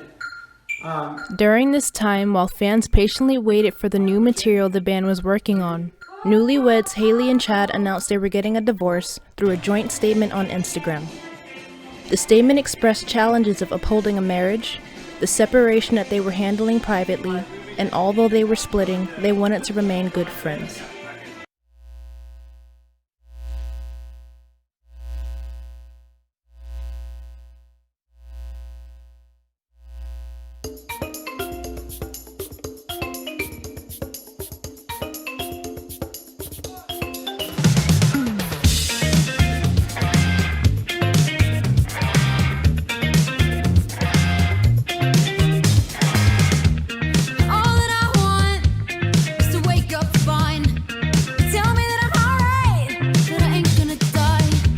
The lead single of their 5th studio album, Hard Times, a pop rock song with tribal beats, reminiscent of the 1980s new wave and Talking Heads, was released on April 19th of 2017, peaking at 90 on Billboard's Hot 100.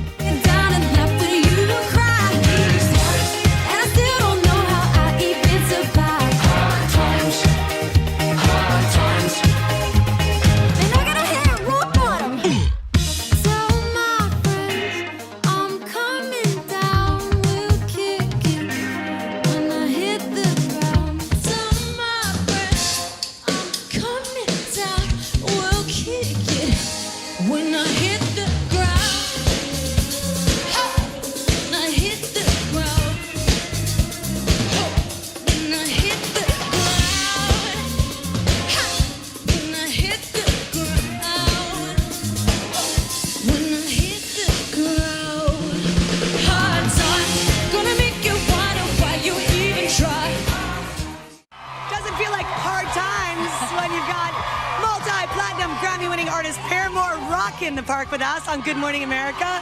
Thank you so much for being here. We want everybody to say hello to Hayley, Taylor, and Zach of Paramore. Good morning to you all. Good morning. I'm going to brag about about you guys right now. After Laughter came out in May, debuted at #1 on both the rock and alternative album charts. Congratulations. But you guys say it's really not about the sales. No, it shouldn't be.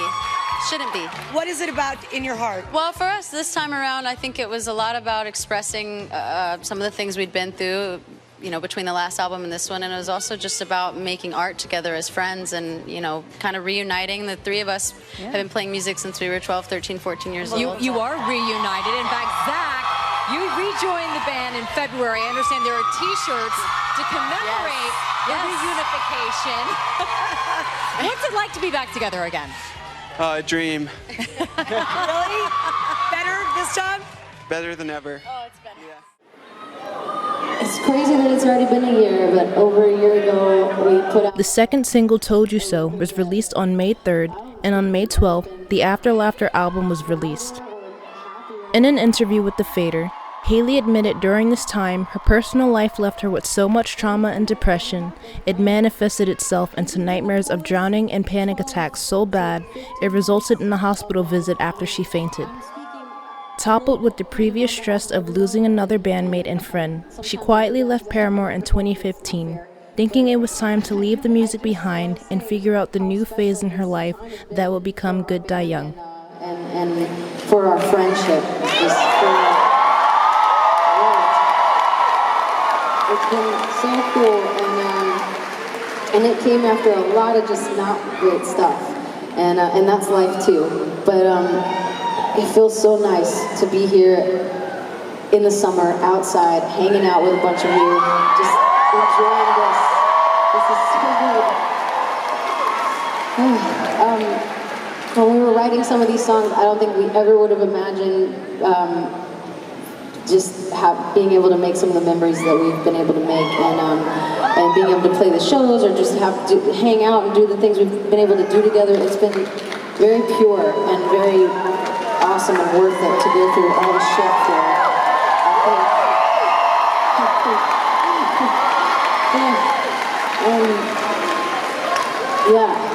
So I'm gonna play a song right now that the album has a lot of happy sounds and tones and tropical things and beats and rhythms, but this song I think it's what's happening underneath all of it. It's the heartbeat of the album. It's called 26. While her divorce was being finalized, overcome with grief, she wasn't able to take care of herself properly, and her weight dropped to an alarming 91 pounds. She bounced between her mother's and grandparents' house while her new house was being renovated, and after some time, she ended up staying in rehab to cope with the toll the divorce took on her well-being.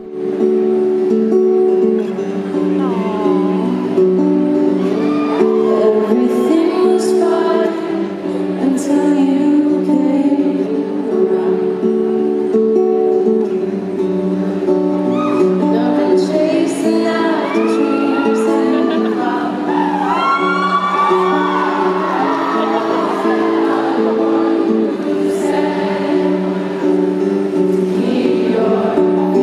Hayley told Page 6, "It's been a slow lesson for me, how much power our emotions have on our physical health. It started to happen because I was in denial. I found a facility where I could go and be in a safe group or by myself and just talk." Noting it was there she was diagnosed with PTSD and depression. She admitted she felt a lot of shame around the fact that their relationship began when Gilbert was still married to someone else. She thought that getting married would gloss over their relationship's rocky beginnings, but ultimately said that they shouldn't have gotten married at all.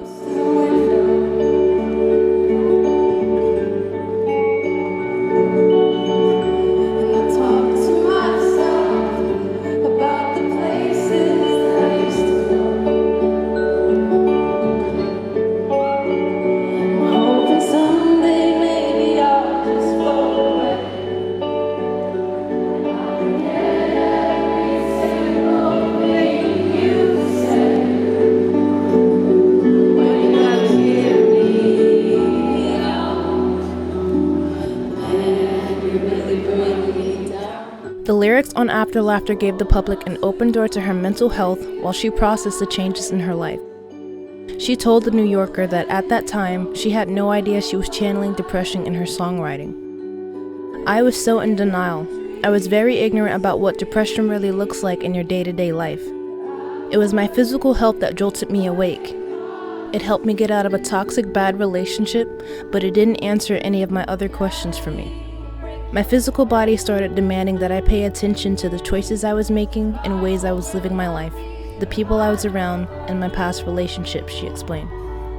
All those things that I ignored, my body didn't want me to let go of. So it kind of broke down on me. It looked like an adrenal crash, and I had to manage my cortisone levels. And I think that if it wasn't for Taylor, the band would be over.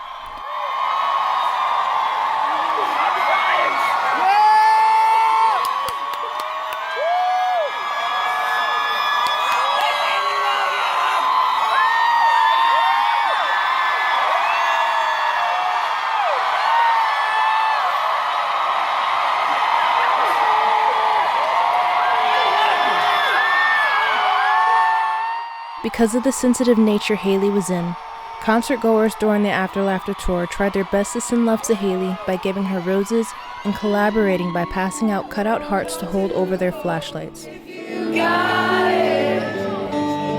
Don't let it go for nobody. Hold on to hope if you got it. Don't let it go for nobody. They say that dreaming is free.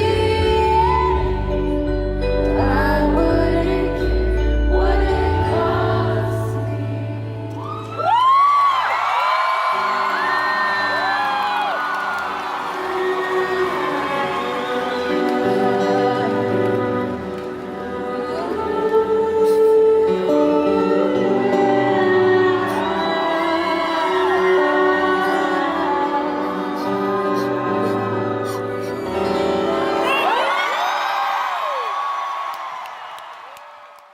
While it was prevalent in interviews and at shows, Hayley admitted she didn't laugh for a very long time.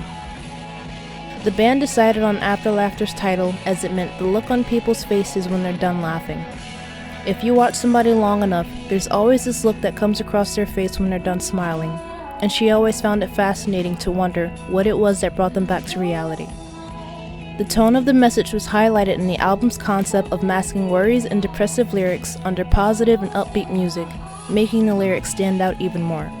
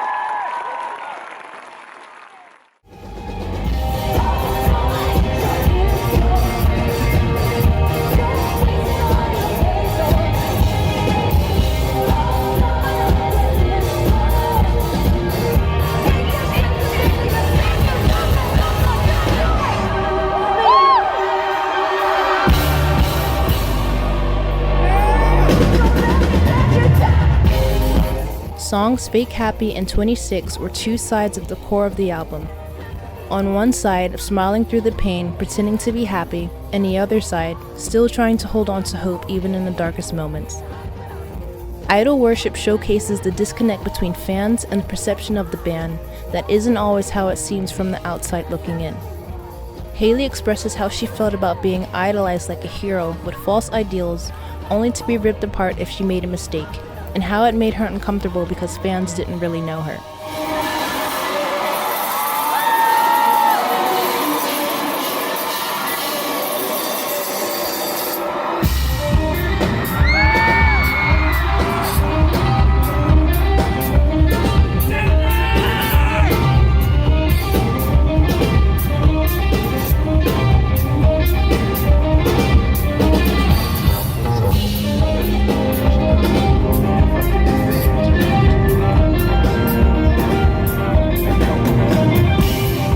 No Friend is the only song in Paramore's history that Hayley didn't sing on. Lead singer Aaron from Me Without You shouts the lyrics meshed into blaring guitars on a loop, his words almost indistinguishable as he pairs descriptive metaphors to past events that happen within the band.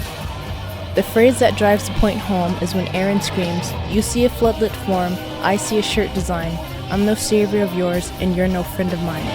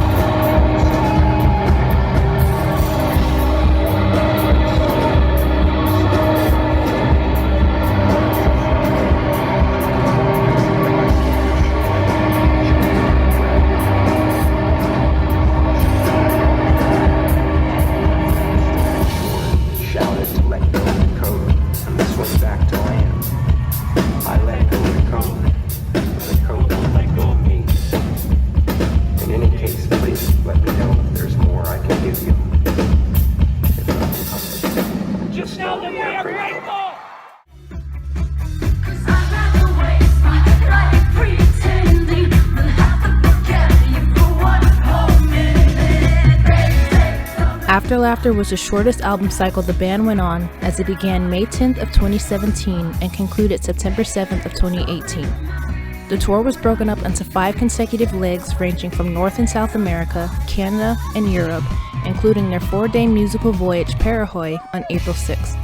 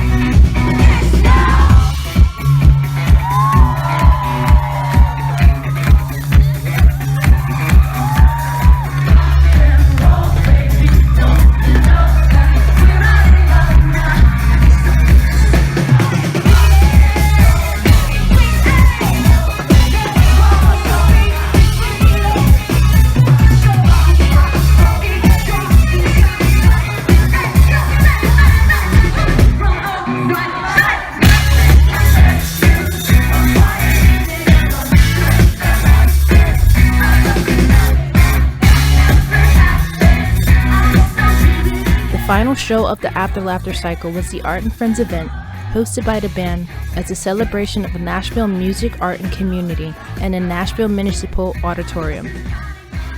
Their idea for the event was a coming home party for the band, as well as a celebration of the city and their creative friends. It was at this show Hayley announced the band would no longer be playing Misery Business as it was retired for the time being.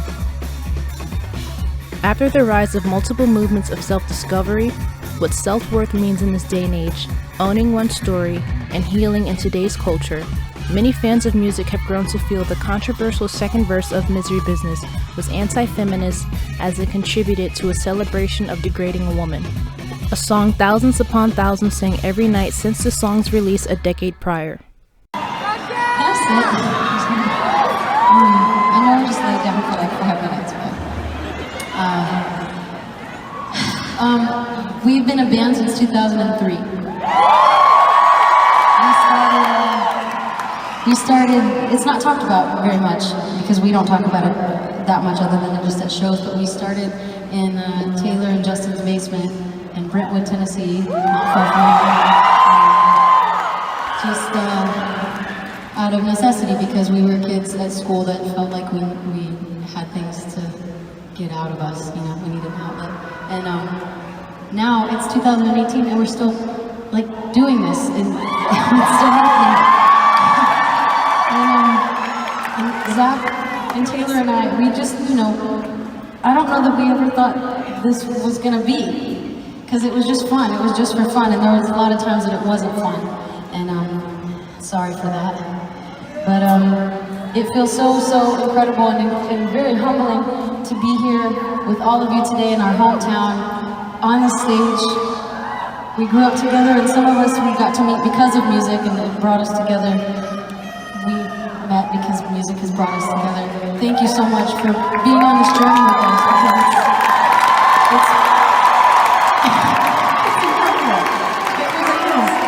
It's like nothing that I could have ever dreamt about, and even my wildest pages in my journal would have never been as cool as this.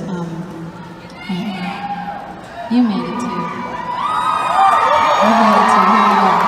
Here we are together. So, in 2006, we were still in high school, and we were writing our second record, and we wanted to be cool. I was having boy problems. What's changed, really?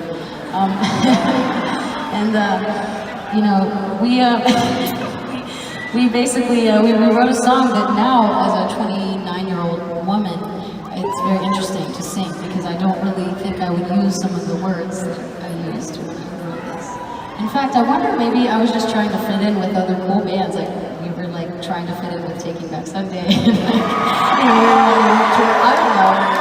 don't know what was happening, but we wrote this song, and I guess I've taken it upon myself to make a disclaimer every night because I want people to know where we stand, and I think, to put it really simply, calling someone a whore just isn't very cool.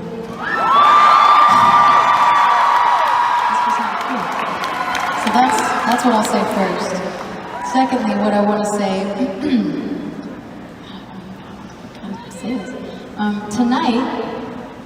Tonight we're playing this song for the last time for a very long time. This is a choice that we've made because we feel that we should. We feel like it's time to move away from it for a little while. So, this is happening. We're gonna play it, and let's just send it off with all the energy and all the love that we can possibly muster up here tonight in this room. Is that all right?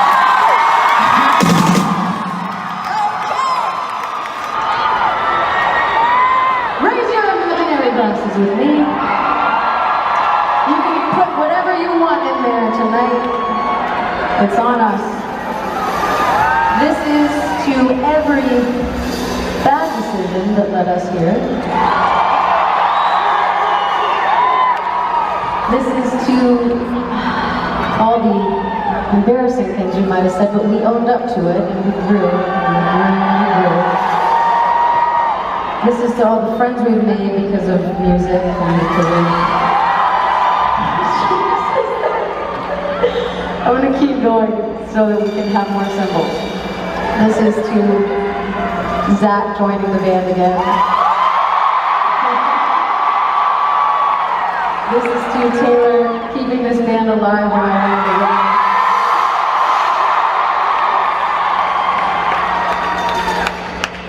This is to September 7th, 2018 in Nashville, Tennessee.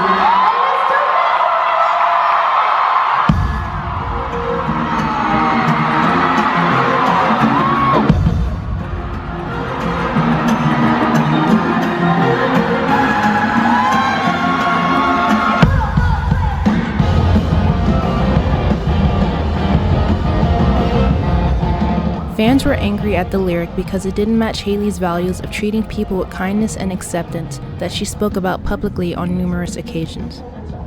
Fans who were more knowledgeable of the band knew the lyrics of the breakout hit were closer to home to Hayley, given the song was about the start of her and Josh Farrell's relationship before the band got big.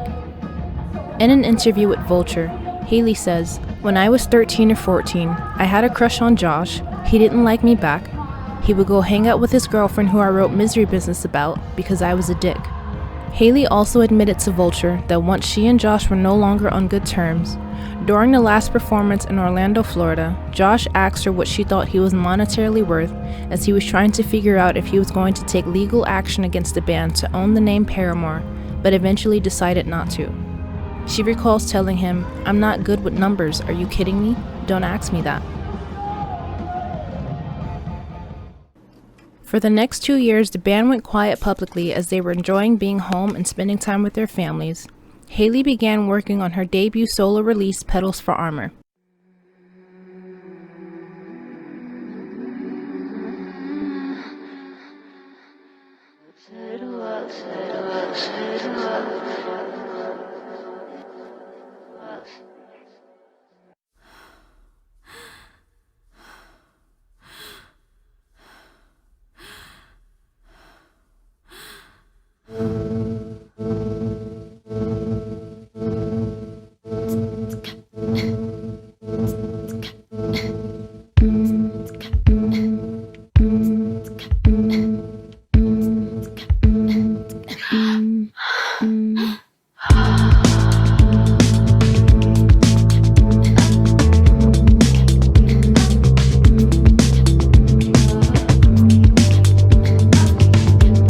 She explained the inspiration behind the title of the album was due to her belief that the best way for her to protect herself is to be vulnerable.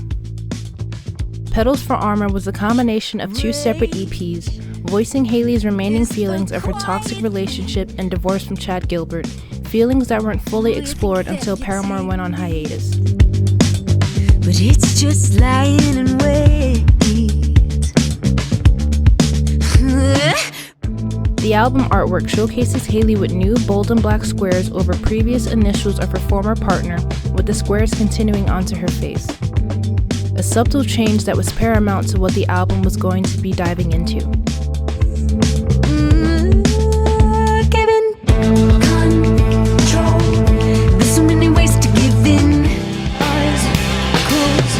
Another way to make it to you. How to draw the line between rap and mercy. Gotta simmer down. Control. There's so many ways to give in. Eyes closed. Another way to make it to you. How to draw the line between rap and mercy. Gotta simmer down. With the help of her bandmate Taylor York producing once again, the album was released May 8th of 2020. In an interview with BBC Radio, Highkey explained her process developing the album, stating, "I'm so ready and so incredibly humbled to get to share this project." If my child needed protection from a fucker like that man, I'd sooner cut him, 'cause nothing cuts like a get it. Making it was a scary, empowering experience. Some of my proudest moments as a lyricist happened while writing Petals for Armor, and I was able to get my hands a little dirtier than usual when it came to the instrumentation. Highkey confirmed that she would soon embark on her first solo tour supporting her new album's release in the summer of 2020, but the impending spread of the COVID-19 pandemic halted all efforts. How to draw the line between rap and mercy. Gotta simmer.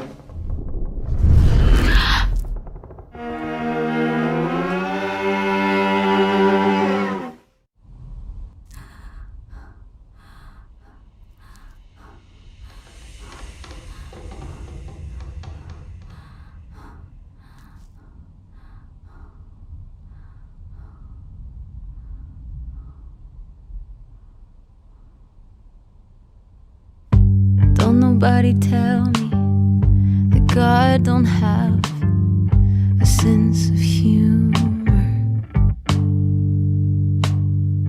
Leave It Alone was released on January 30th, a sequel to its predecessor Simmer, as well as a continuation interlude for the music video for the third single, Cinnamon.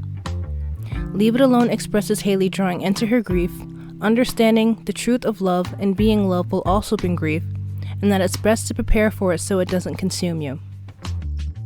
Becoming friends with the noose that I made, and I keep trying to untie it. Make it into something useful. When you wrote that song and that opening line, right? Oh, wow, you started with grief. You started with grief. You didn't start with rage or lust or mercilessness. Yeah. You started with grief. Yeah. Just when I'm ready to love myself, those around the people I love start to die. Yeah. Wow. It really sucks that you do have to dig through the dirtiest shit to find like the diamonds or something. You know, like you gotta burn all of it off. My family went through something insane in the middle of I'm doing all this work on childhood stuff and traumas, and I'm terrified of losing people, obviously. And my Nana, who is my mom's mother, had this terrible fall, and it was right after, it was the day, her and I share a birthday. She's 50 years older than me, so she's 81 now. On the day after her 80th, my 30th, she fell like all the way down my mom's stairs, and head trauma, like the kind of thing that we had said goodbye to her, right? And the weirdest thing is that she got better, but it prolonged the grief because she's not really here with us. She doesn't really remember everything. Thankfully, she knows who I am. She knows who my mom is, but she really doesn't. It was so tough, and it felt like there was a lot of death at the time. People that we knew, a lot of disease, like family, friends, and stuff. And I just thought, like, what is the point of loving people? Like, why? Even the best case scenario is I fall in love, we have a life together, and then we lose one or the other. But I can't leave it up.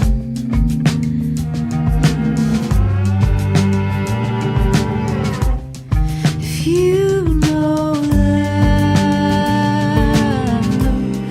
you're best prepared to grieve.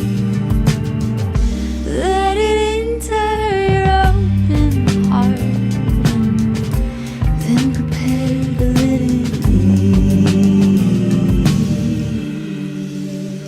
It tastes so bitter.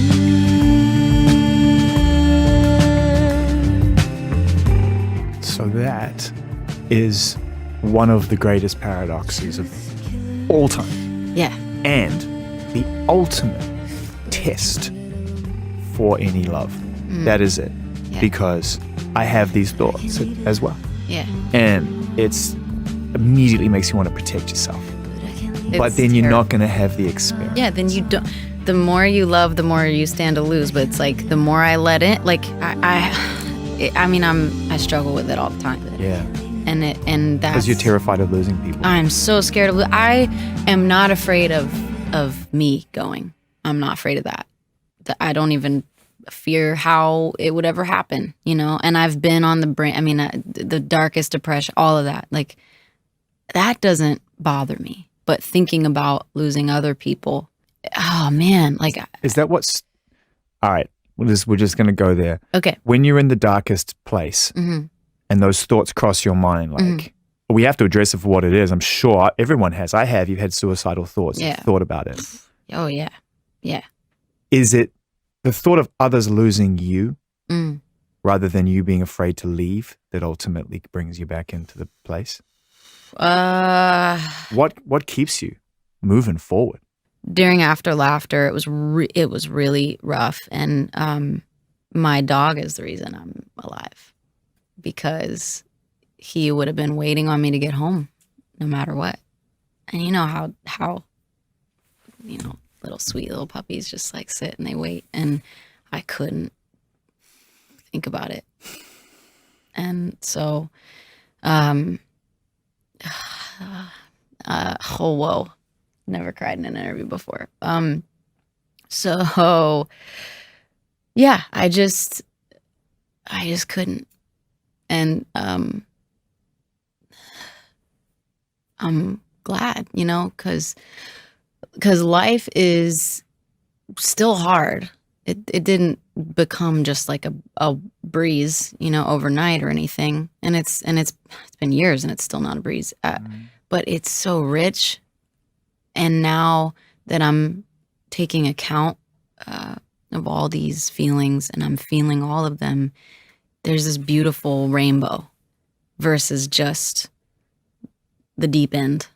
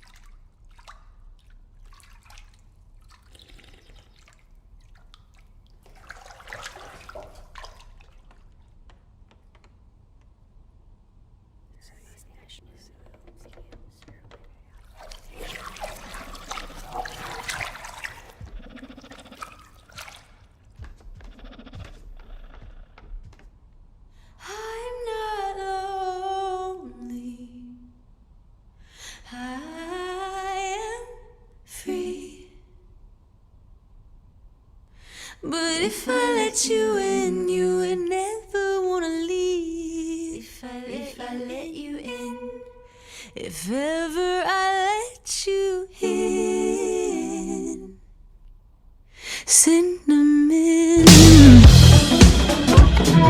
I'm not lonely, baby, I am free.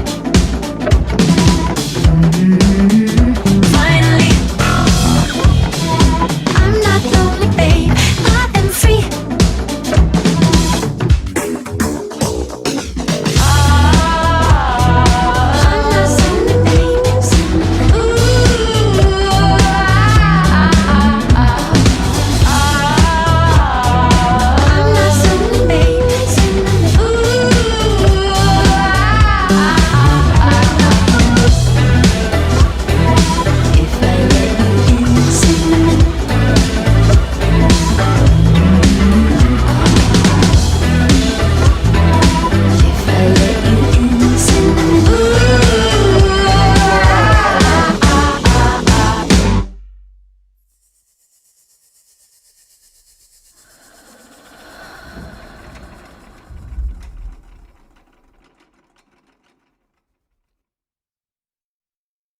All right, it took me 3 days to send you this, but sorry. I was in a depression, but I'm trying to come out of it now. The album's second single, Dead Horse, was released April 21st, 2020, where Hayley explained this song was meant to offer strength back to a younger, weaker version of herself. She states, "I feel like all of this needed to be said in order to embody the kind of woman that I hope to be.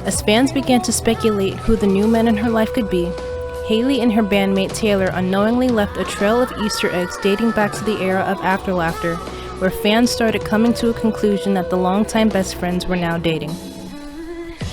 Rumors came to a high for the song Crystal Clear, where Hayley sings about diving into a love and discovering that falling into a real love is not deceiving and shouldn't be feared based on past experiences. Hayley shared a video on Instagram playing the song for her grandparents, as it featured her grandfather singing his own song called Friends or Lovers in the last chorus, a hidden gem Taylor surprised her with when he added it to the song. The longest standing and loving relationship Hayley has ever known was her grandparents, and she stated that hearing her grandfather and her song felt like a full circle moment where she could reflect on their relationship's example and find similarities in her own for the first time.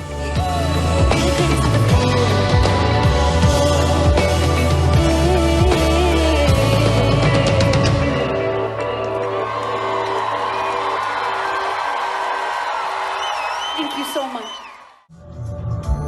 Which will it be? Oh, I love that. Awesome. I love typing. I'll be on stage. Are you typing? Hang on so Tyler can sing. Oh, how awesome he is. Thank you, Tyler. You made my day. You like it? I always wanted to sing in front of 50,000 people. That's close enough. Yeah.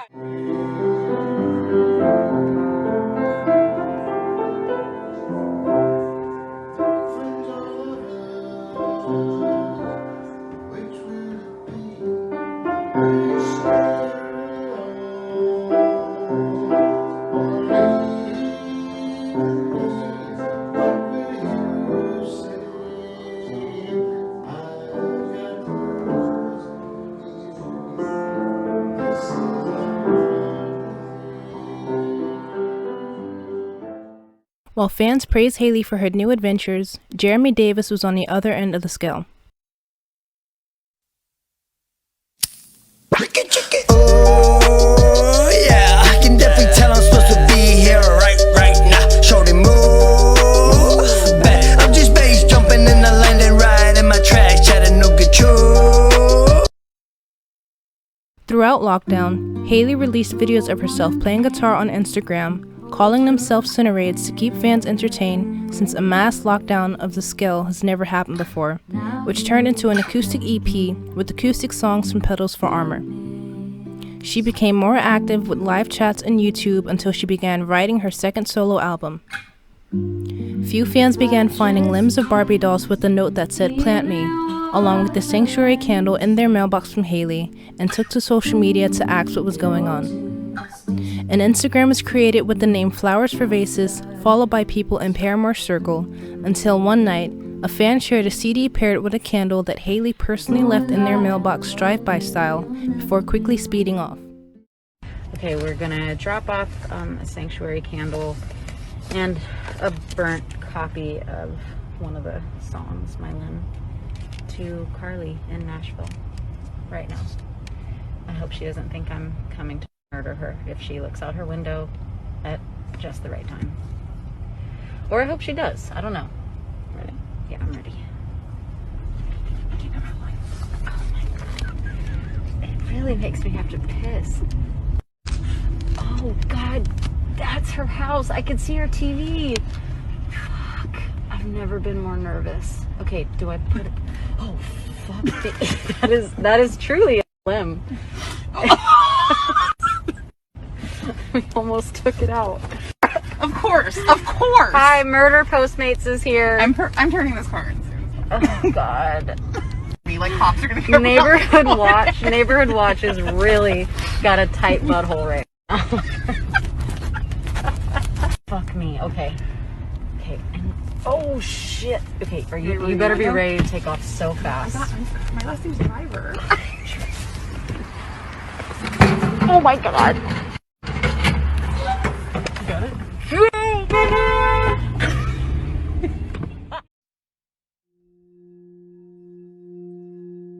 If you gotta amputate, don't give me the tourniquet. You wish that I would run away, sever what is isn't working. With zero promotion, Flowers for Vases Las Descansos was released February 5th in 2021. A departure from the art pop sound of her previous album to a more intimate stripped-back folk sound, mainly consisting of guitars and pianos. Hayley liked the album to be her version of her friend Taylor Swift's Folklore. My limb, my limb, my limb, my limb, my limb. With this album, Hayley channels mythological imagery from Clarissa Pinkola Estes' her 1992 book, Women Who Run with the Wolves, focusing on the story of the skeleton woman. It's a folktale about a woman discarded by her father and is so detracted of love that only singing the flesh back to her bones and taking the heart of another could bring her back to life. Flowers for Vases is full of imagery about amputation, death, and rebirth. Limping over dead leaves, I wish that they would cover me. First thing to go was the sound of his voice. The placement of Flowers for Vases' timeline goes between the first two sections of Petals for Armor, where Hayley ended her new relationship out of fear and went into intensive therapy. The album expresses Hayley's feelings of breaking up, uncomfortable with the feeling of raw vulnerability, something she was limited to in her marriage, before ultimately deciding that she was in love and she wanted him back.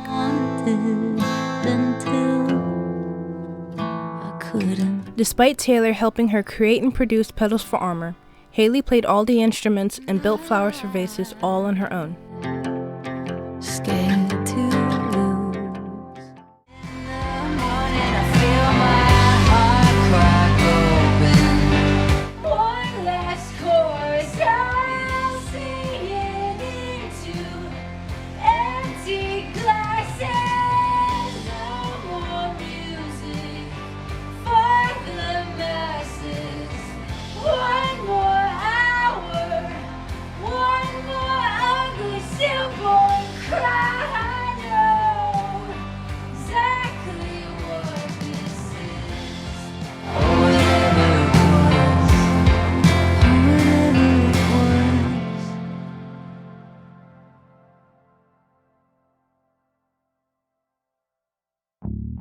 While Hayley continued her Good Die Young business venture, and Zach was still releasing material for his second band Half Noise, there was still no news from Paramore until May of 2021, when a new pop-punk song, Good For You, was released by Olivia Rodrigo.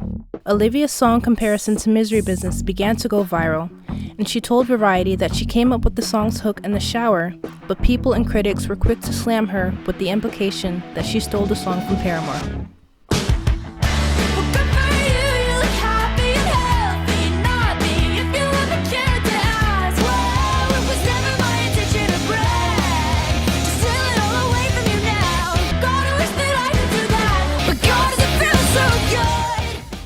Josh Farrell came out of the woodwork to add fuel to the fire and began fighting for plagiarism and writing credits when it became known that Olivia's team reached out to Paramore prior to the song's release, and Josh just wanted an opportunity to be included in the conversation.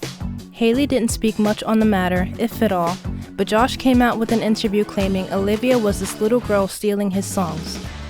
Later that August, Hayley and Josh were officially credited as the writers on the track, which would allow them to receive 50% of the song's revenue. People who only paid attention to the viral headlines about the situation tried to pin the blame on Hayley and called her a hypocritical diva when it was the online tweets and TikToks that instigated the controversy.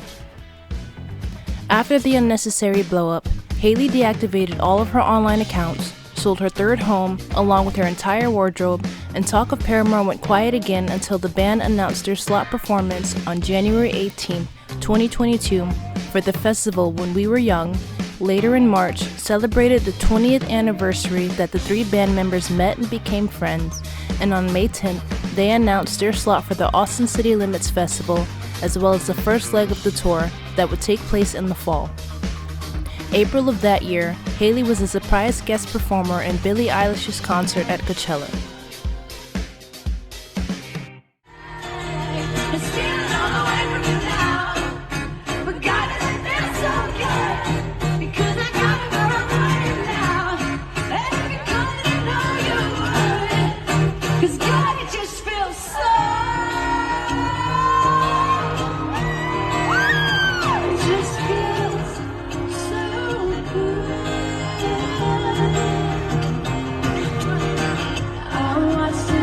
of these dreams come true, and not one of them involving you. And just watch my wildest dreams come true, not one of them involving you.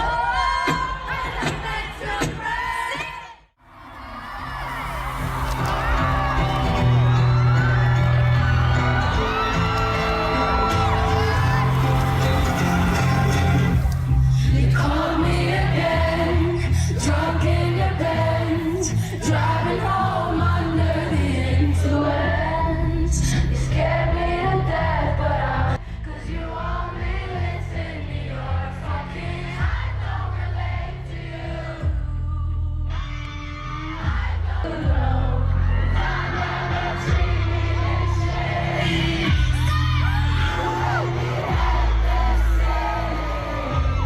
And I don't talk shit about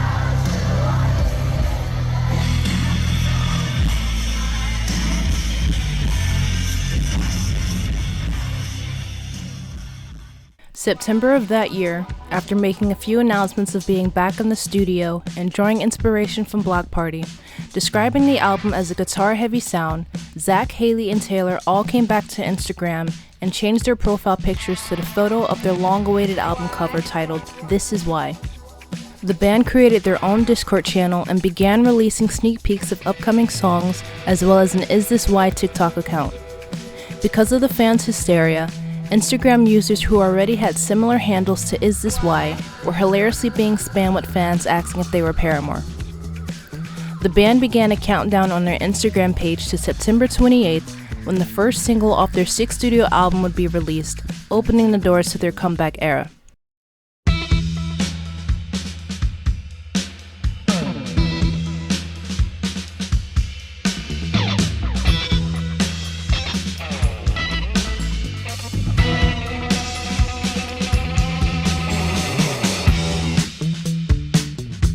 It was announced the album would be released February 10th of 2023, with the South American leg of the tour taking place in March, and a 26-city arena tour in the US with supporting acts Block Party, Falls, the Linda Lindas, and Genesis Owusu. As they ramped up rehearsals and prepared their bodies for the grueling schedule of consistent touring, the band reflected on their prior album in an interview with The Guardian, admitting that though After Laughter was a dark time in the members' personal lives, they felt it was a relief to be honest about their troubles because it allowed them to become each other's support system that they desperately needed at that time. I don't leave the house. You say the coast, you won't catch me out.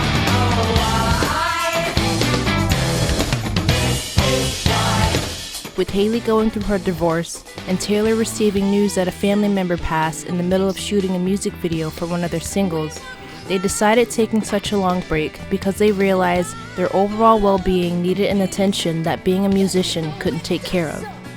They needed some time to detach their identities from the music and find themselves. While in the midst of expressing their devotion and praise for each other, Haley and Taylor confirmed the rumors of their relationship, but stated firmly their relationship was not up for discussion.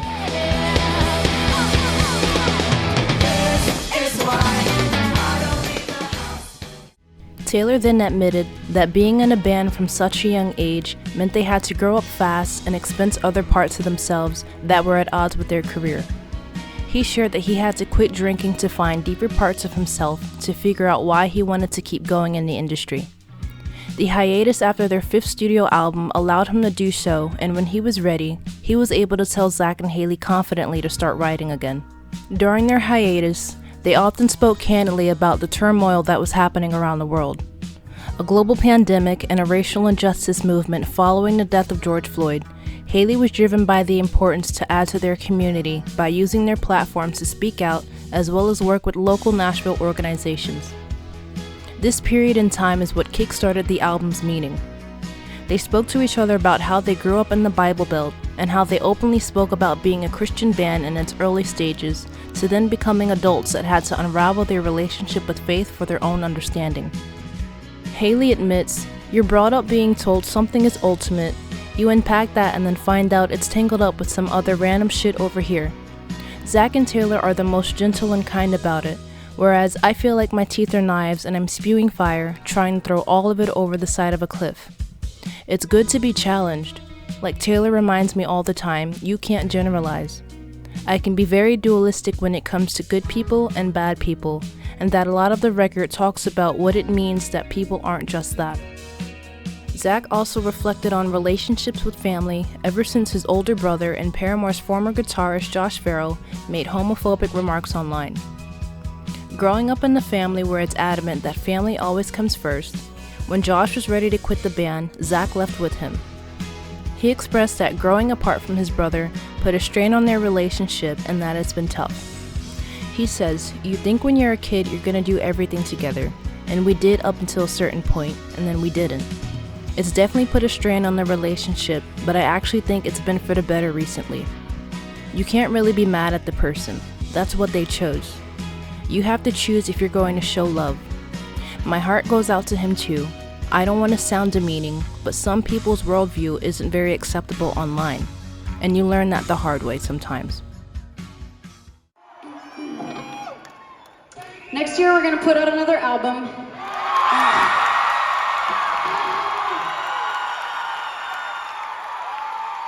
It just keeps happening.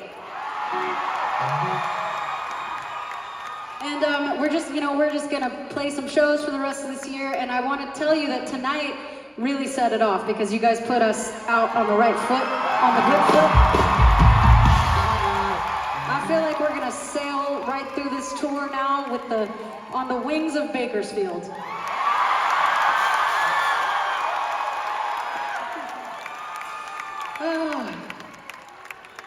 And I don't know when we'll be back, but I know we'll be back. I know it'll happen.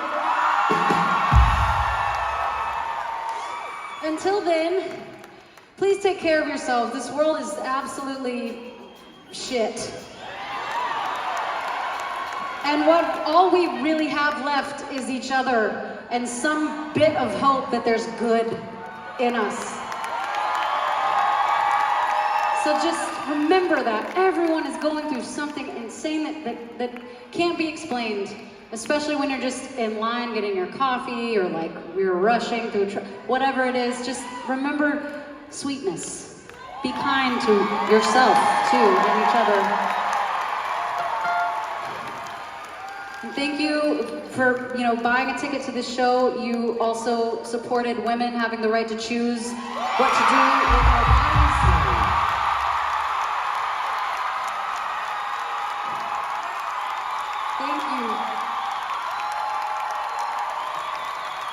Thank you for giving us a chance to help.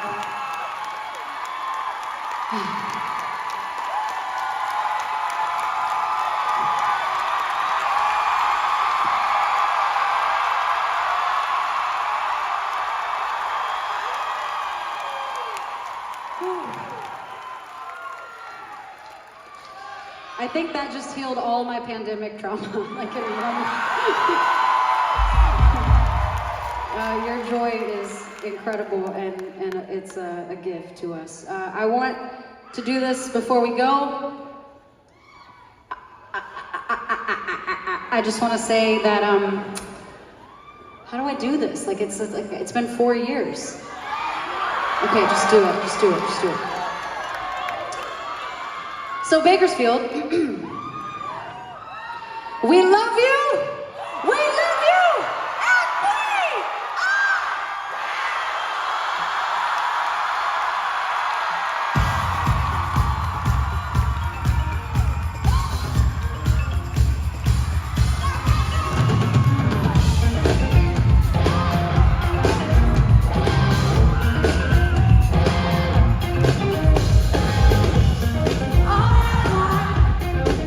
On October 3rd, Paramore kicked up the gears, starting their tour in Mechanics Bank Theater in Bakersfield, California, played Austin City Limits October 9th, toured a few more dates before coming back for their second ACL show, days before joining the When We Were Young festival weekend, where the band played All I Wanted for the very first time since Brand New Eyes' release in 2009 as the set opener.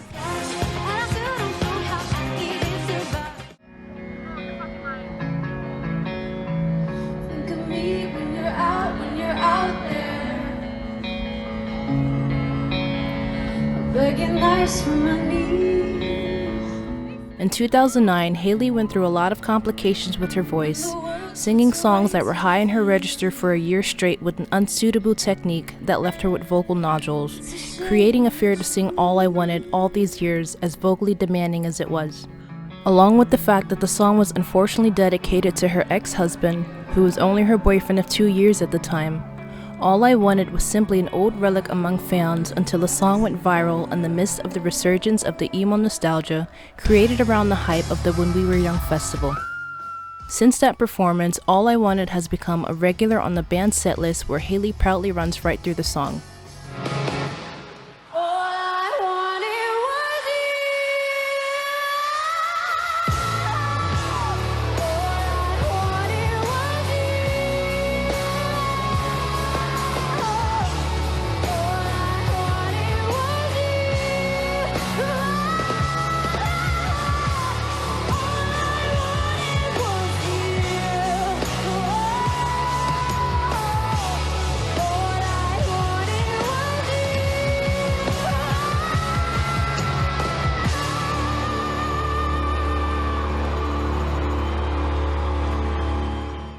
Though some may say Hayley's voice isn't the same, with this album, she confidently reaches new creative abilities and notes that she hasn't been able to reach before, as well as counteracting All I Wanted with a song just as vocally demanding, in the well she does at the end of Thick Skull. In the months that followed, the band announced on their Instagram that they will be making a donation from ticket sales to abortion access charities following the overturning of Roe v. Wade. Their reaction was overwhelmingly negative, though Hayley wasn't surprised. She says, "Part of me feels like it's a good thing because if we were always speaking the same ideas to the same people, it's just an echo chamber. If we can nudge someone a little bit more towards equality and for people to have healthcare because that's what abortion is, then we're doing something."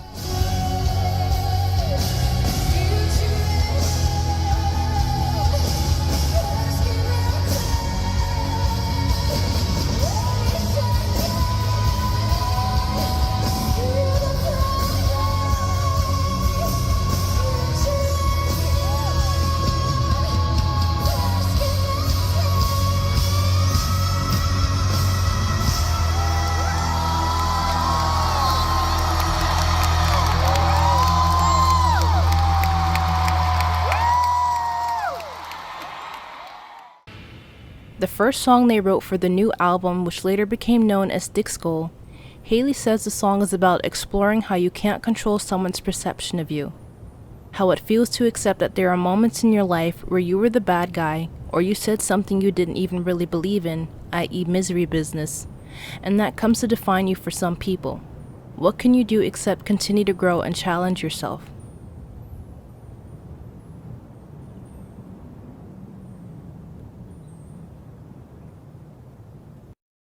November 2022, the album cover of self-titled Paramore was changed. On December 2nd, the band sent influencer G Wizzle a burnt CD copy of their second single that she was supposed to go live on Instagram and play for everyone. I hope there's just one track.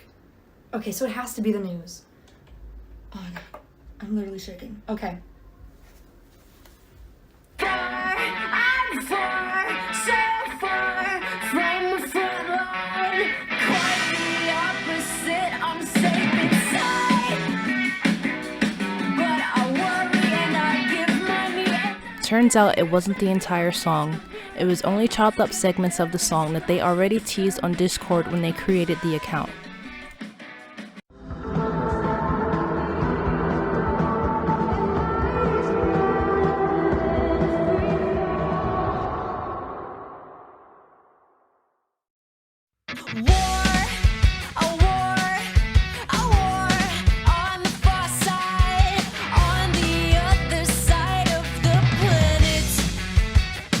The second single, The News, was released on December 8th with the horror movie themed music video. The music video centers on Hayley as Zach and Taylor are absent and showcases how she felt during the height of the societal turmoil beginning in 2020, when a lot of things were coming to light that felt deceptive and performative, and how she was tuned into it all feeling helpless, and how it all weighed on her. Reactions of the song felt it was the perfect blend of Paramore's distinct angst, rapid-paced pop-punk driven music under Haley's powerful vocals that was merged into a sound more mature and developed but still having their classic edge. Every second a collective heart breaks. All together, every single head shakes. Shut your eyes, but it won't go away. On December 12th, the third single Ses Comme Ça, which translates to the saying, "It is what it is," was released. The band was nominated as Favorite Music Group at the 2023 Kids' Choice Awards, and on February 6th, Paramore debuted Running Out of Time at their album release show in Nashville. 2 days later, the band's second hour-long interview with Zane Lowe, where they were able to dive into the album and discuss how it came to be, was uploaded to Apple Music, and 2 days after, This Is Why was released. Otherwise, would have been here on time.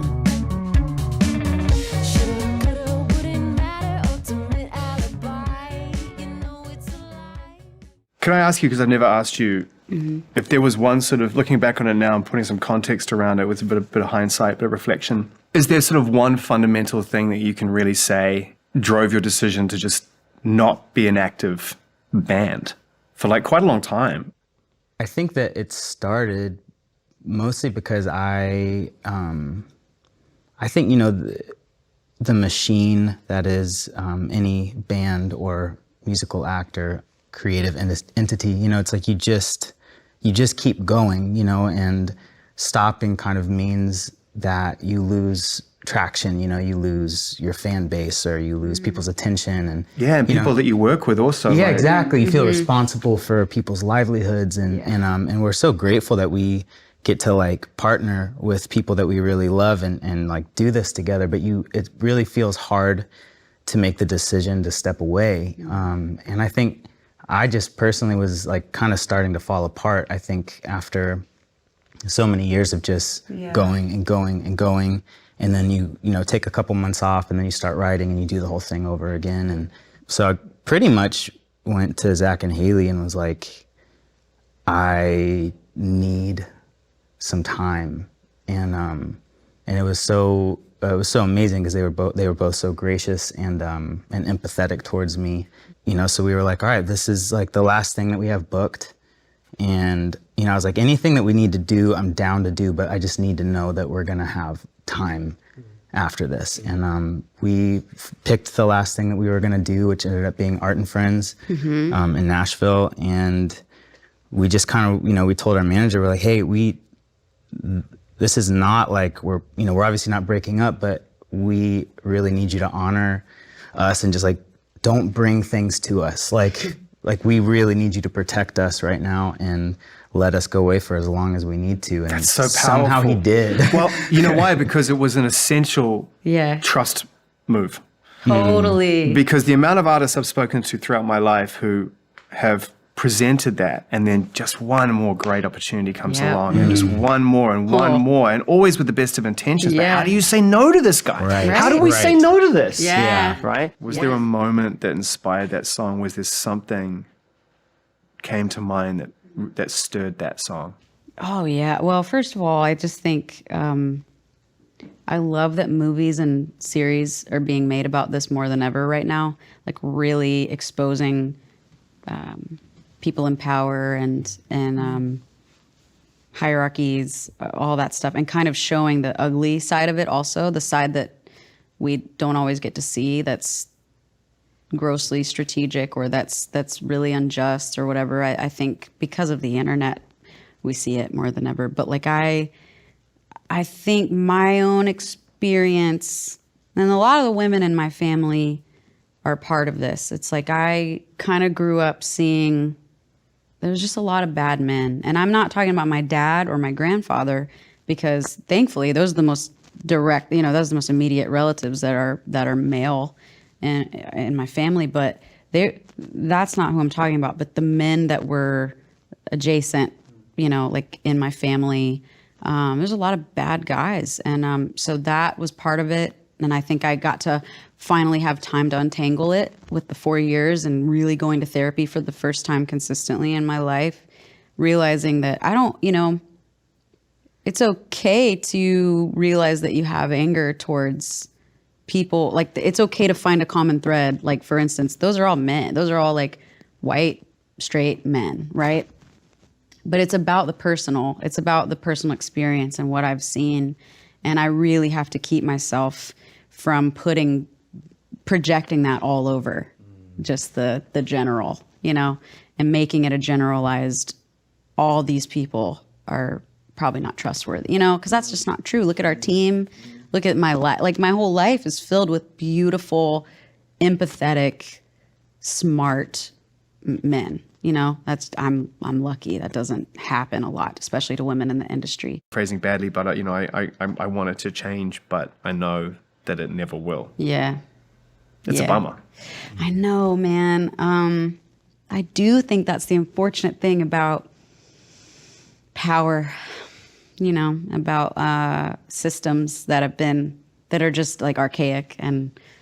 So power's interesting though, because power is having a microphone and amplification and an audience that wants to hear you sing. Power is having a chance to sit down on the stage and take a moment, which I'd imagine for you is not pre-written or premeditated, and decide to talk about something that's on your mind. I don't know if y'all can hear it, but my voice shakes a little bit sometimes because I'll start to really understand that it's very present and it could get away from me, and so my voice will shake a little bit. But you can't get away from it. It's going to happen. I felt that when we were Young Fest, which was very nostalgic, very championing the emo scene, which by the way was really it was not cool at the time, which I'm not sure that you can make a newer generation understand that, because they seem to think that it was so cool and that it is so cool, which is so sweet and cool and rad, but it wasn't cool. It was kind of nerdy and kind of just weird and very toxic. So when we were young, the morning that we woke up on the first show, which was on a Saturday, I just noticed I had so much anger in my body and I couldn't figure out why. And the more I was writing about, I just was writing any feeling that I had, because I knew something was in there. It wasn't going to be good if it didn't come out. And it's interesting that I got it all out, and then I said a version of that on the stage, and I still felt so angry. It almost fueled it. It's when we got to the juicy drama that I give a shit about, okay? Because this is gonna be about Fat Mike. She went on to say that Fat Mike used to tell people that she gave good rim jobs on stage when she was 19 years old. So I guess that's the nucleus of the beef. And to be carrying that around for like 20 years is kind of crazy to me, okay? Now I might have a bit of a fence sitter take at the end of the day when it comes to this, but let's just break this down, okay? So we're thinking early 2000s era, Fat Mike on stage doing this banter. If you're a band on any bill with Fat Mike, he's gonna be roasting you when he's on stage. He's gonna be trying to say the things that are gonna get the reaction that he's looking for, and it'll go over one of three ways. First way, really funny. Second way, not funny at all. And third way, he might step over the line a little bit. But it's all in pursuit of just being an edgelord,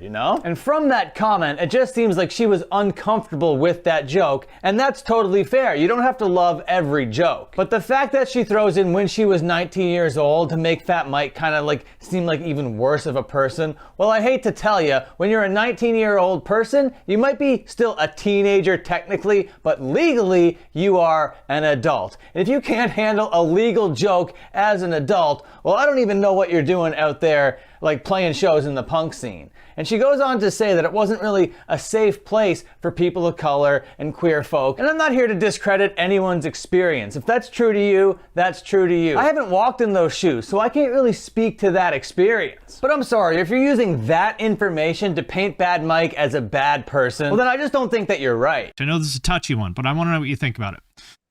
So Haley Williams recently said something about something you said on stage back in the 2000s. I don't remember exactly what it was, but it wasn't very nice. My understanding is that you had apologized for that. And I'm curious to know what you think about that now.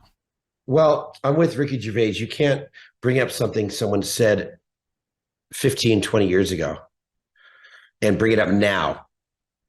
I actually contacted her manager and said, I'd like to talk to Haley and apologize. And she would not take my call, which is weird because I've seen her a couple times after I said that comment on stage.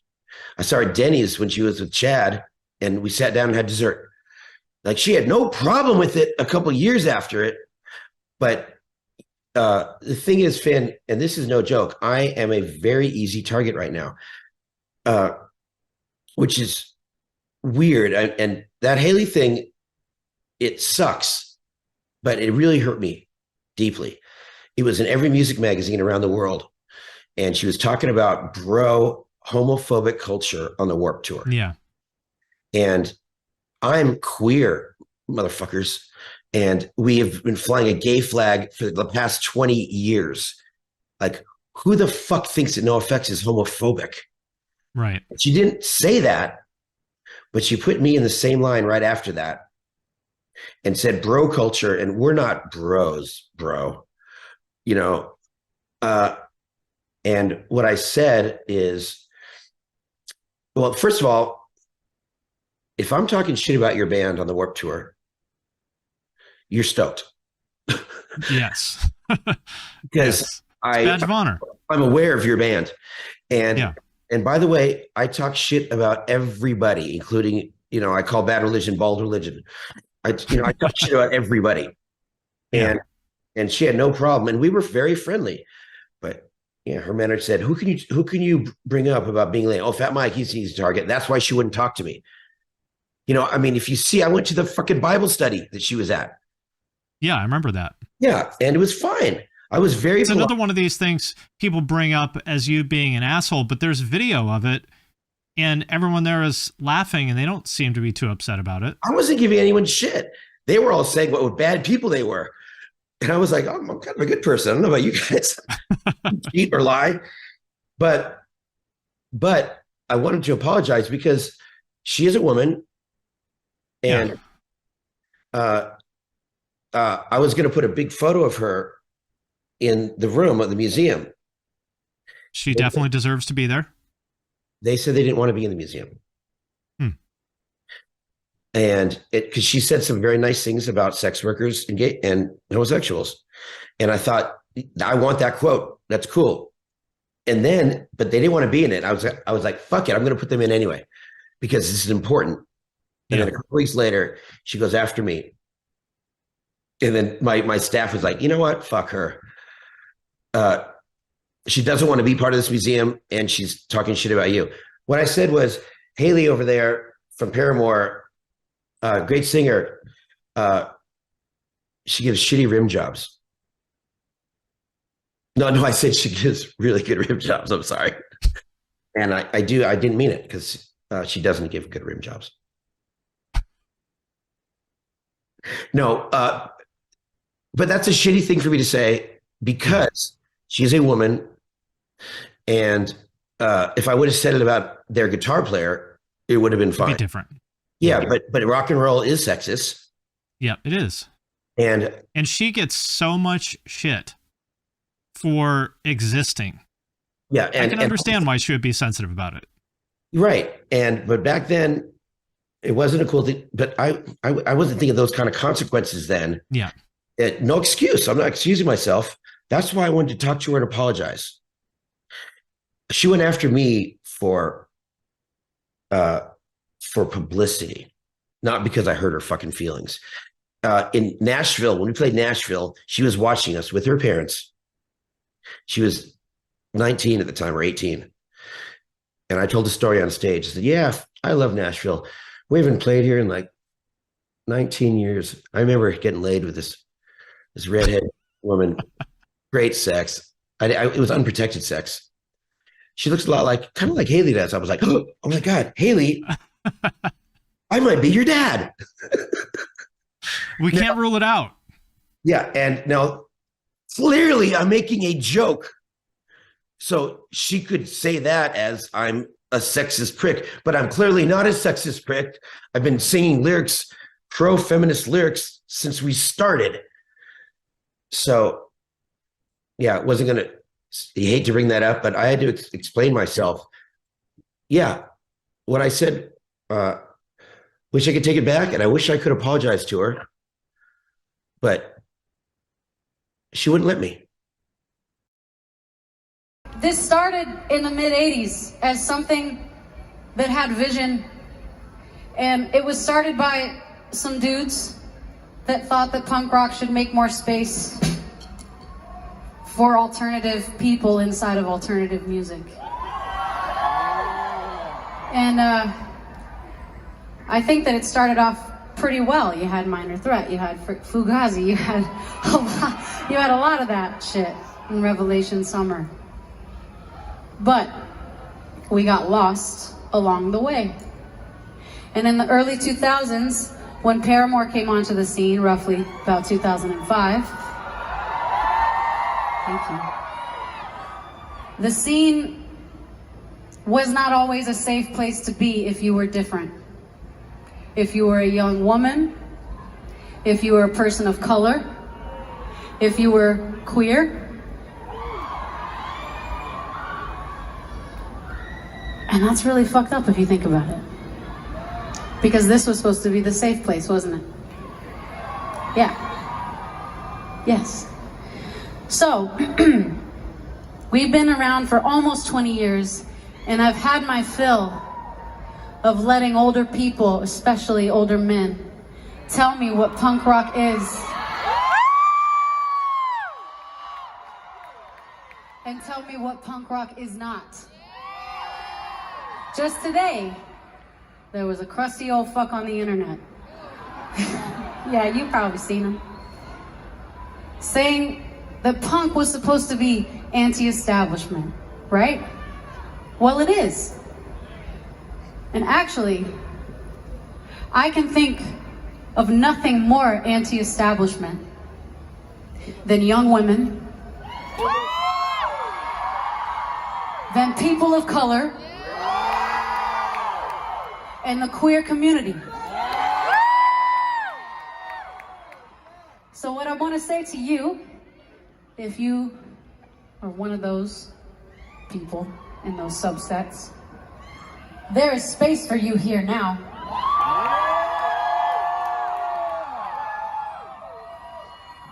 Did you hear me? There's space for you now.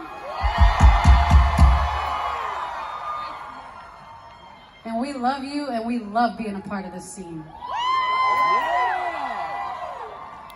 And we're gonna keep doing whatever we can do alongside our friends and our peers in this scene to make it feel safe for every single one of you out there. Because it does not feel good to feel unwelcome. It does not feel good to be talked down to. So if you're here tonight, thank you. Thanks for watching us.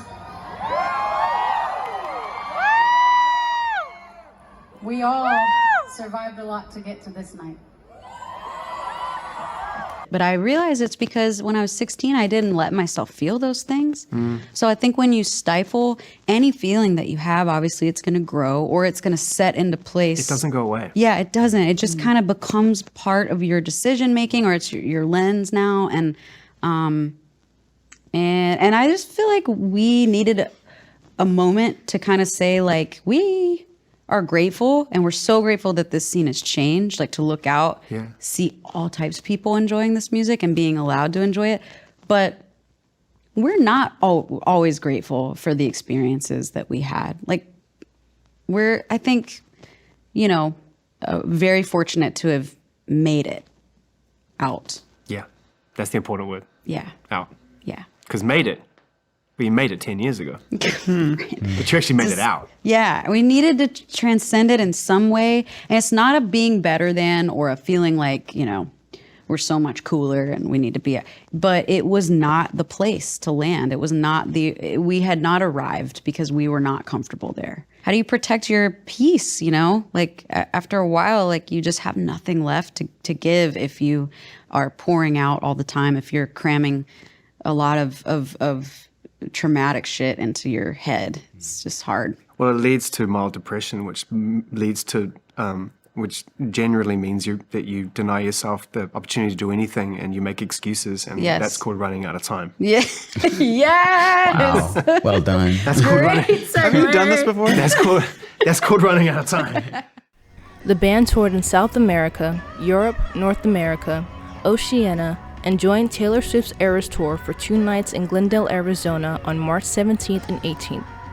Around July 27th, after canceling and rescheduling a few shows which caused a bit of disappointment, Hayley shared the reasoning was due to an illness that was no longer valuable to power through on stage each night.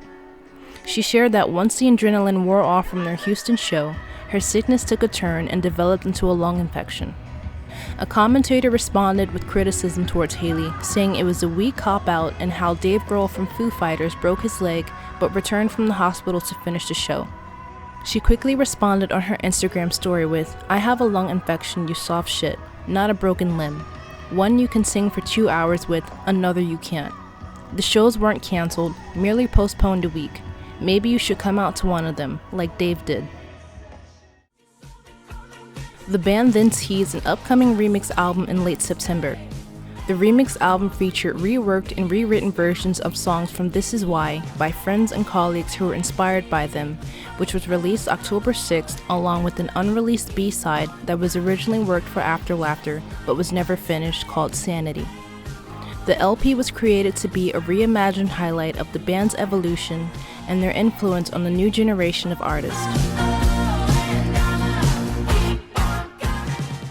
Good and also evil,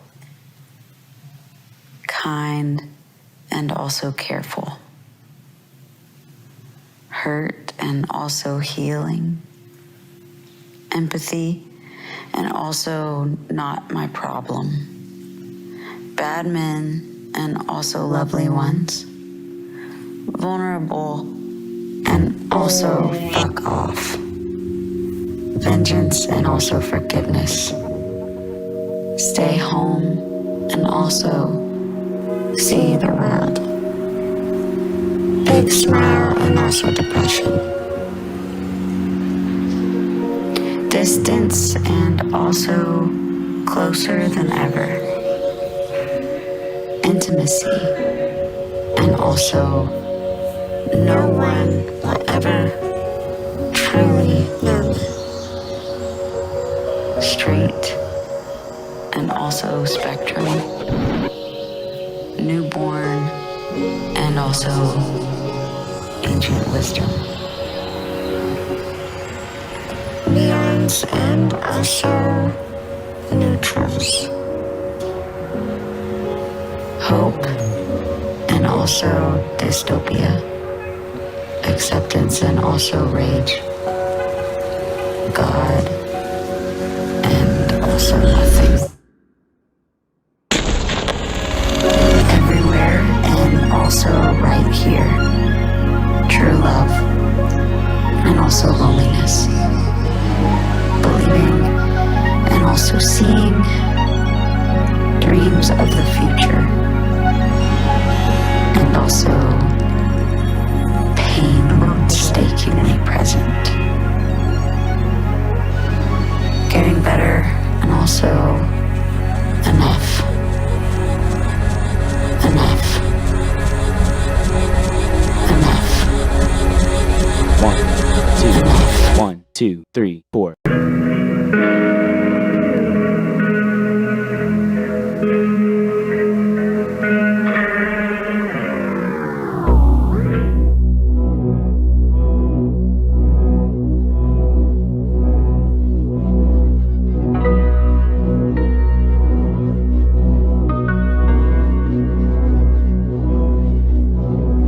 This is definitely the most collaborative record we've done with our band from start to finish. I can't wait to memorize this.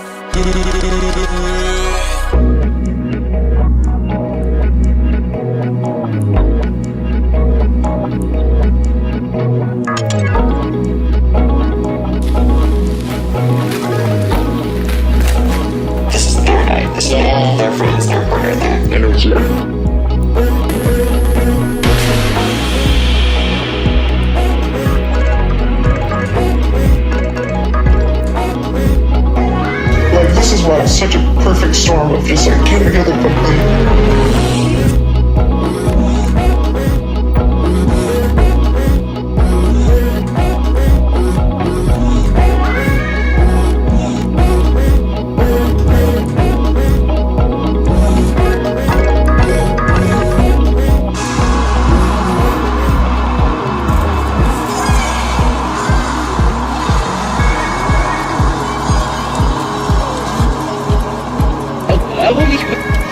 us sitting right here, this is the people I've known the longest in my life, that I've had the most consistent friendships with, relationships, you know, like it's been the most real journey.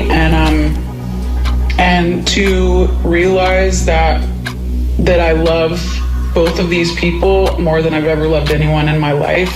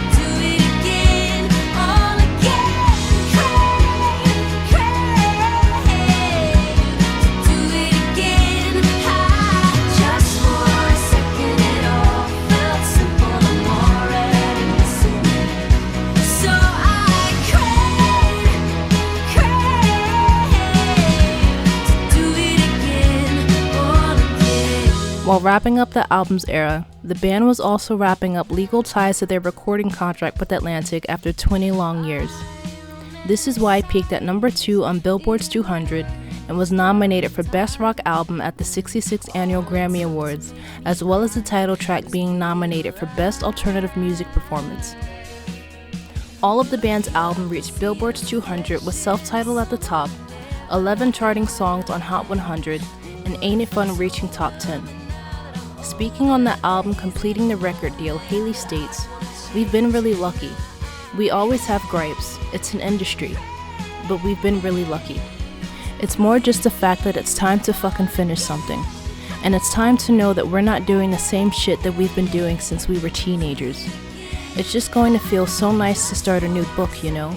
Like no more chapters of this one. A whole new book, and I'm excited."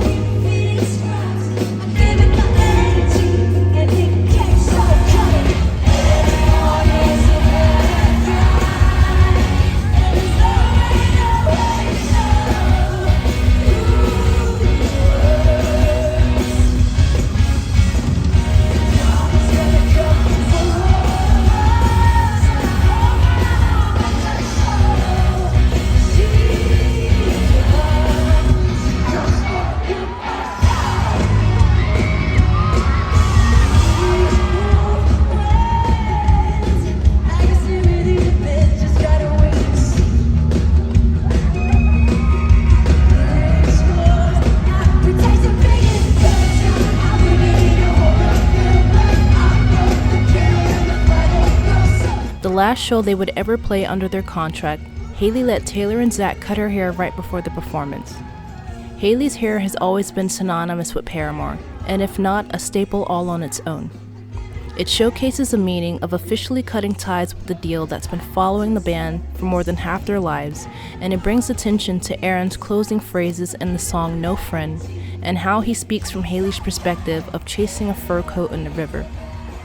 A lot of interpretation of the daunting passage brings questions of if the fur coat that was actually a bear was the music industry, and if that was how Hayley saw the business side of it all, especially in the lyric, "I let go of the coat, but the coat won't let go of me." Throughout the years, Hayley often expressed her disdain for the business side of the industry and how she'd rather have it just be about the music. Hair is a form of identity and can hold the weight of past lives and past trauma. In Hayley's case, her hair was a symbol, and the longer it got, the more maintenance was needed, but the choppy appearance of the cut and the fact that she let her bandmates cut it, people who rode the journey right next to her, and not her licensed hairstylist, showed the emotional and legal bondage was gone. They were free.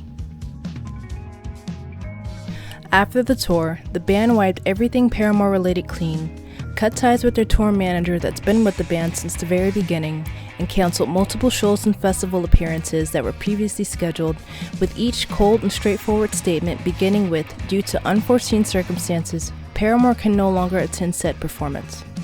The statements that seemed they were written by a publicist and not the band themselves without any explanation for the cancellation caused many fans to come online and express the anxiety and frustration of the band's mere silence in such a confusing time. There was a divide on if the band was breaking up or not, and if they would still join Taylor Swift's Eras Tour as the opening act for the UK and Europe. Hayley and Taylor Swift have been friends and supportive of each other's endeavors for a very long time. Hayley recalls in an interview with Uproxx the parallel artistic journeys of them both breaking into the music industry at the same time and how they're still thriving and relevant today. She says to be able to play with an artist like her for me represents how long we've been at this and how much we've seen. Now it's time to have a fun summer. January 10th, the band teased the first track for the Stop Making Sense re-release through A24, which was an independently 1984 live concert film by Talking Heads. Paramore's cover of Burning Down the House was released on January 31st.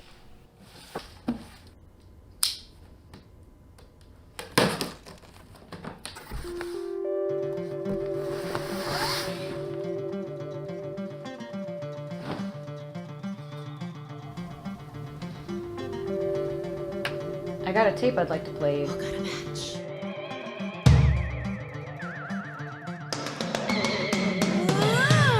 Watch out, you might get what you have to. Cool babies, strays but not a stranger.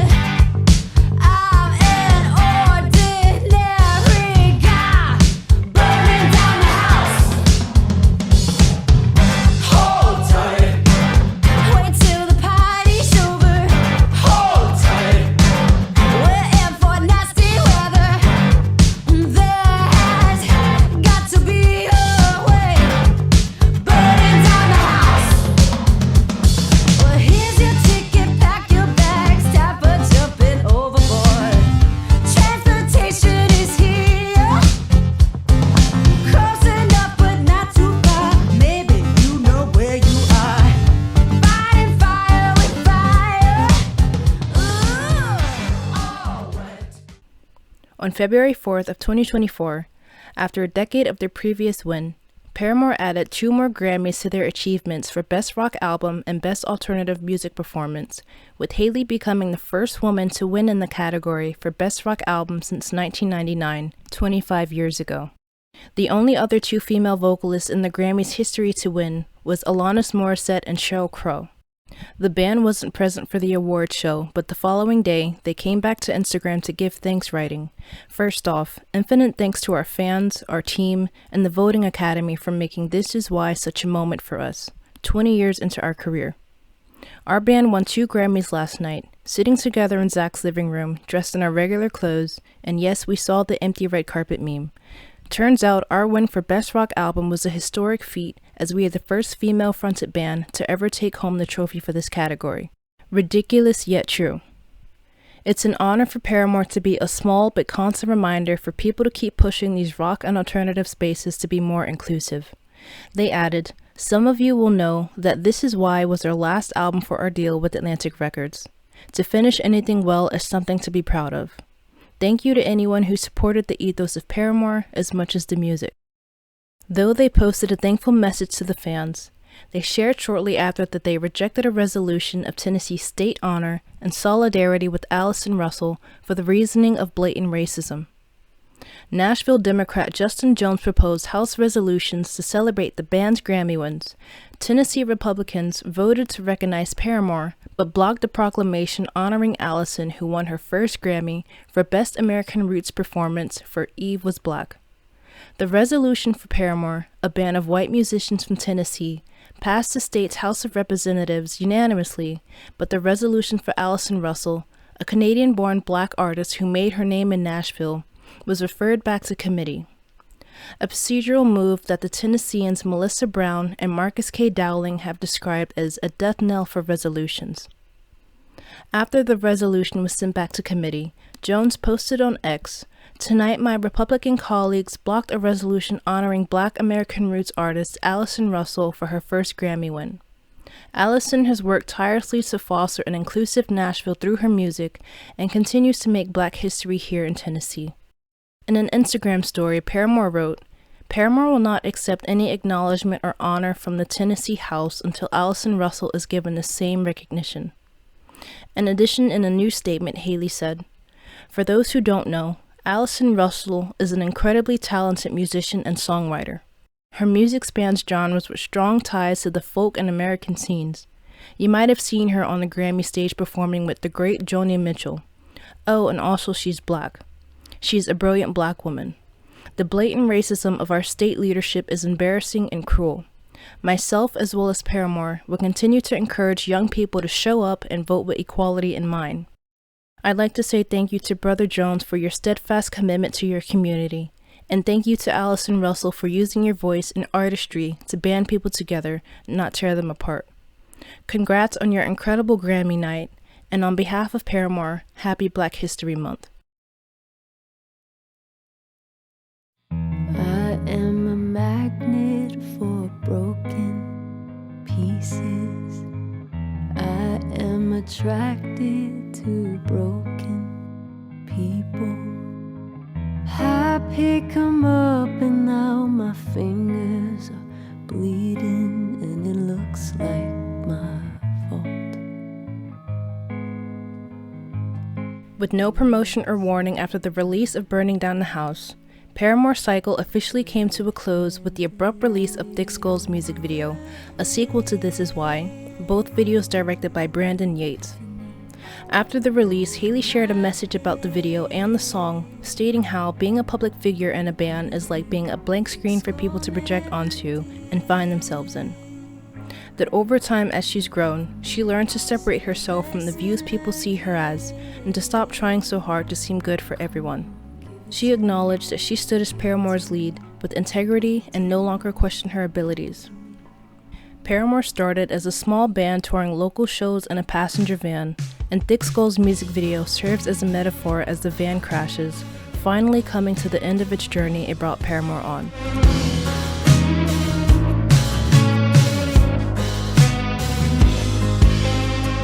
Only I know where all the bodies are buried.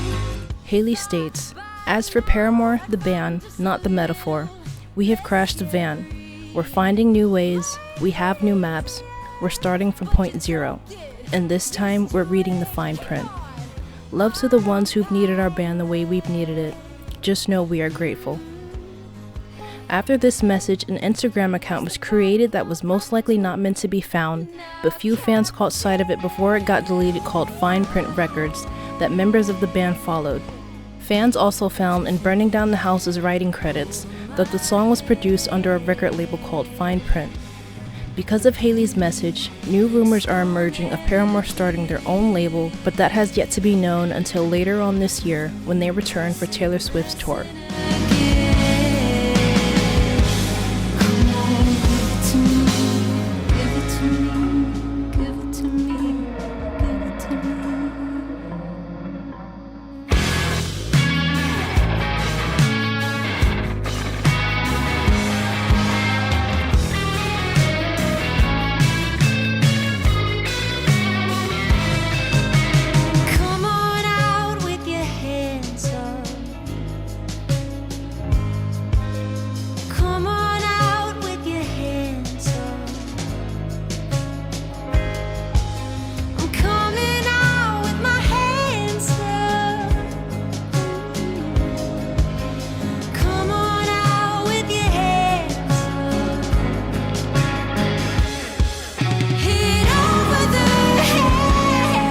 Regardless, whatever territory the band wishes to choose in the future, us fans wish them a fun musical venture without any constraints or legal headaches, as they are free to make music as they please. And if they so choose to hang up the music entirely one day, it's been an honor to grow up with the band, creating our own memories, finding inspiration, making friends in the fan base community, and having Paramore impact our lives as much as we've impacted theirs. We love you, and if nothing else comes of it, then just know we are grateful. Red-handed